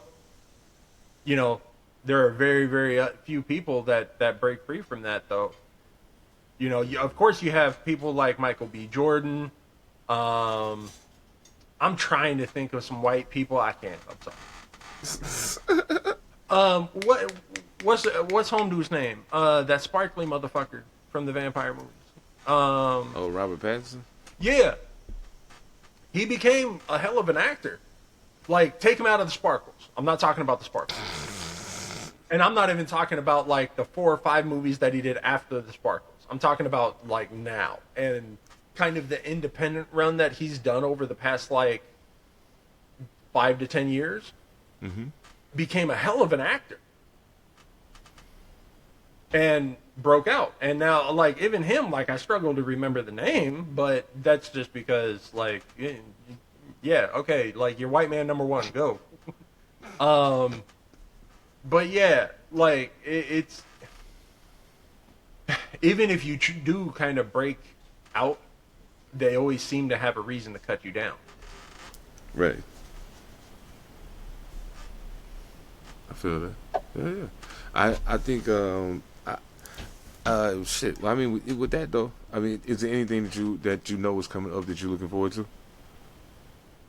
There's a few things. The first one actually came out this past weekend, and I haven't seen it yet, but I plan to.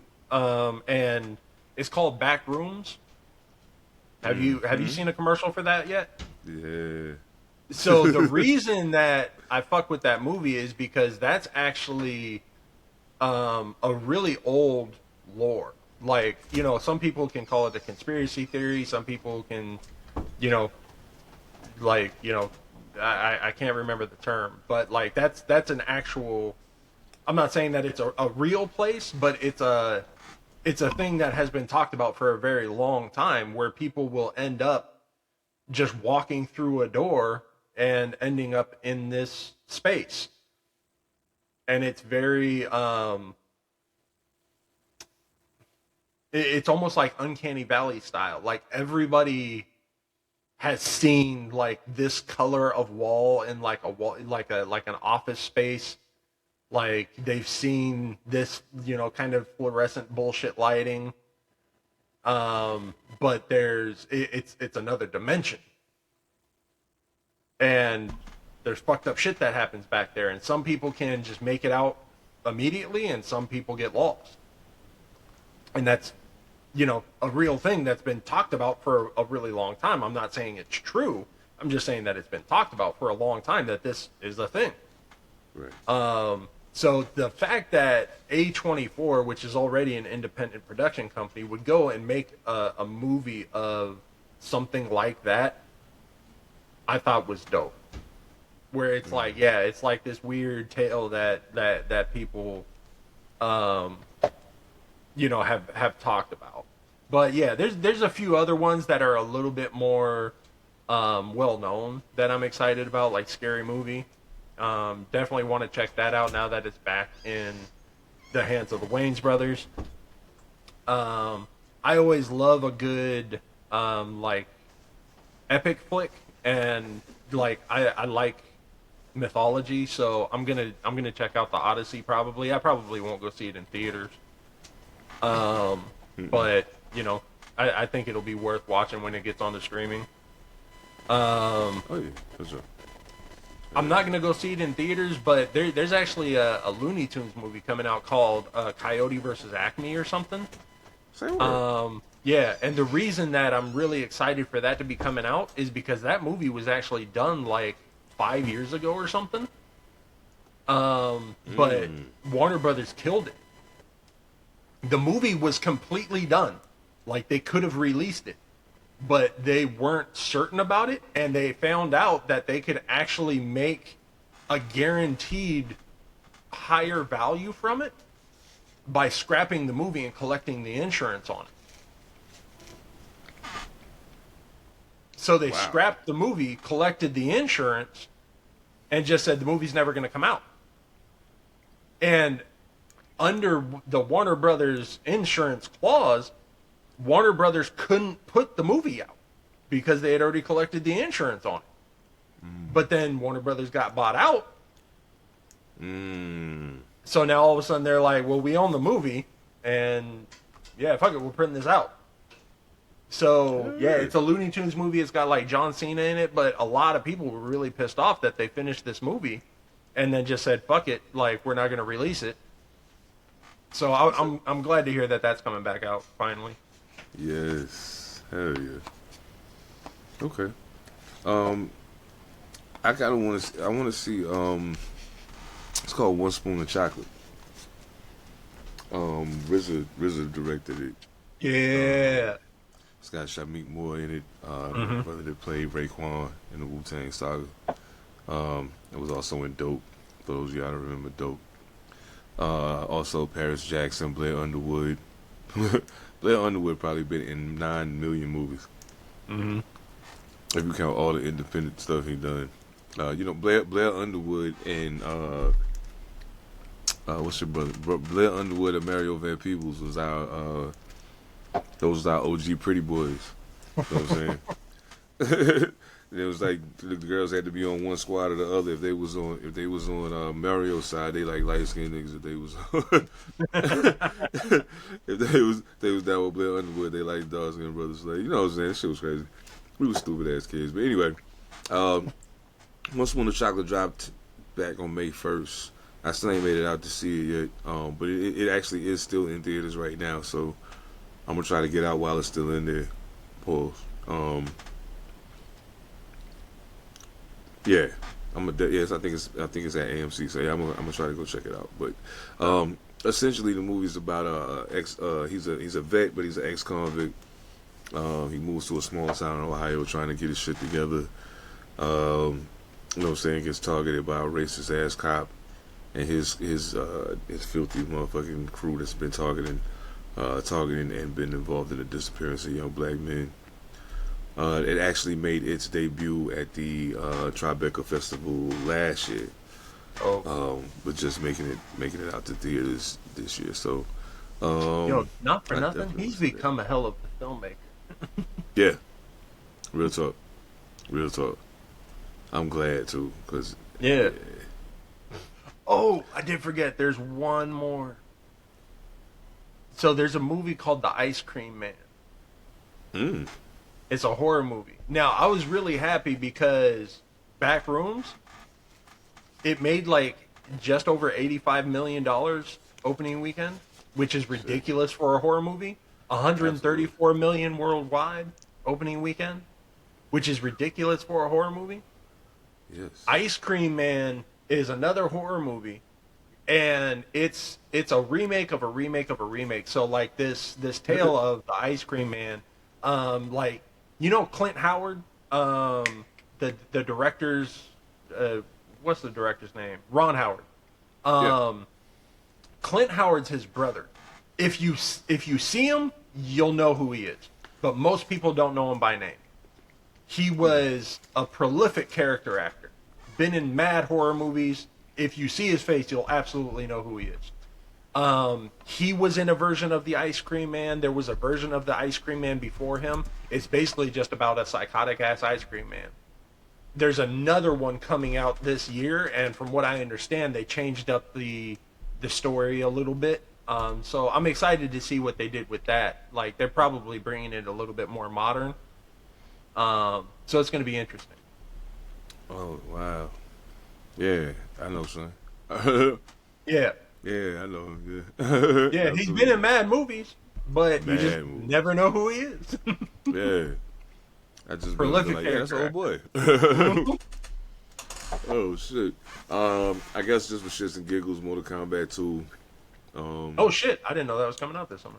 I'm with it. Yeah, I think it's. I can't remember when that shit dropped. Let me check real quick. Mortal Kombat 2. Yeah, that first Mortal Kombat movie was better than I thought it would be. I was a little skeptical. Oh shit, it's but out. they actually did that thing with it. Oh shit, okay. Yeah, it's out. It dropped May the 8th. Okay. Oh, dope. Yeah. Okay. Yeah, I might have to check that. I know it's got what's my man's name? The dude that played Johnny Cage in it. Carl Urban. Yeah, thank you. Yeah, Carl Urban's fire. Yeah, for sure. Yeah, he's dope in most shit. So when I found out that he was playing Johnny Cage, I was like, okay, like I could get behind him. Paul. Yeah, and now Tati playing Jade. That's gonna be dope. Looking forward to this. Yeah, this is gonna be kind of fly. I definitely want to go see that in the theaters. No doubt. My guy that played Jax, Mekhi Brooks. I really like him as an actor. I started. I think the first thing I ever seen him in was Glory Road. At least the first thing I remember seeing him in was Glory Road. Oh, I'm glad I just said that. I and dude that plays Scorpion's fire too. Oh yeah, hell yeah, absolutely. He's been in mad movies too. I love him as an actor too. We gotta one of these days we're gonna have to put Glory Road on the list. No doubt. I'm with it. I mean, I get that it's a real story, but I'm like, I mean, it's still a dope film that, you know, like probably didn't get the credit that it should have. So I'm with it. I can see that for sure. Hell yeah. Well, shit, man. You fucking did it. Swish. Shit. Let's tie a nice little bow around this bitch. 30 seconds to a minute on anything we talked about tonight. What you got? Go check out 38 Special. That shit's dope. Check out the Freddie Gibbs 3-pack. Go check out G Herbo. Yeah, we got some shit on the way. You know, if you're gonna see some summer blockbusters, let us know in the comments what you're excited to see, and I'm gonna go take my lady to the back room. No doubt. Oh shit. Yeah, man. Listen to all the music shit. Let me see. You gonna hear this tomorrow? Okay? So Friday night, we in Seattle in Funhouse. Marcel P. Black will be in town with Showzilla and Bill Beats. Then Saturday we in Tacoma. Same lineup plus Build and Destroy out of Tacoma at On Purpose Recordings. Salute to the homie Chris Blunt for coming through in the clutch. Yeah, man. It is what it is. We get into it. Ain't nothing to it but to do it. And all the other cliches that people say to you to tell you that they about to get down and handle their business. All that shit. Yeah. All that bullshit. So yeah. Don't forget this Saturday, Wrestling Bros live 7 p.m. Pacific, 10 p.m. Eastern. On Facebook and YouTube. Huh? Is that still true? Yeah, show Saturday. And he ain't gotta be as there far Saturday. as I know. Okay. Yeah, he ain't gotta be there Saturday. It's cool. Nah. We already put the word out. You got work to do, homeboy. You gonna have to miss this one. Sorry. Yep. You gonna have to miss this one. Sorry. Yeah. So Wrestling Bros Saturday, 7 p.m. Pacific, 10 p.m. Eastern. And of course, Monday Night Live, All Purpose Podcast, every Monday night on YouTube and Facebook. I think we might be getting ready to try to slide on TikTok this week coming up though. So if y'all fuck with us on any of the socials, Pantha Politix, All Purpose Podcast, yeah, make sure you tap in because we getting ready to just start spreading the lives everywhere. Yeah, sidebar shit out right now. Stewie Newton, Chris Blunt, new shit on the way. I got some tricks up my sleeve. Y'all just watch. Y'all know what it is, man. Salute to everybody in the building, man. Salute to P7. Salute to Dyce Dylli. Hope everything good, my G. You dig? On behalf of Monster Elicit, I am Seven Da Pantha. We are Pantha Politix Podcast. We'll catch y'all next time, cuz. Peace.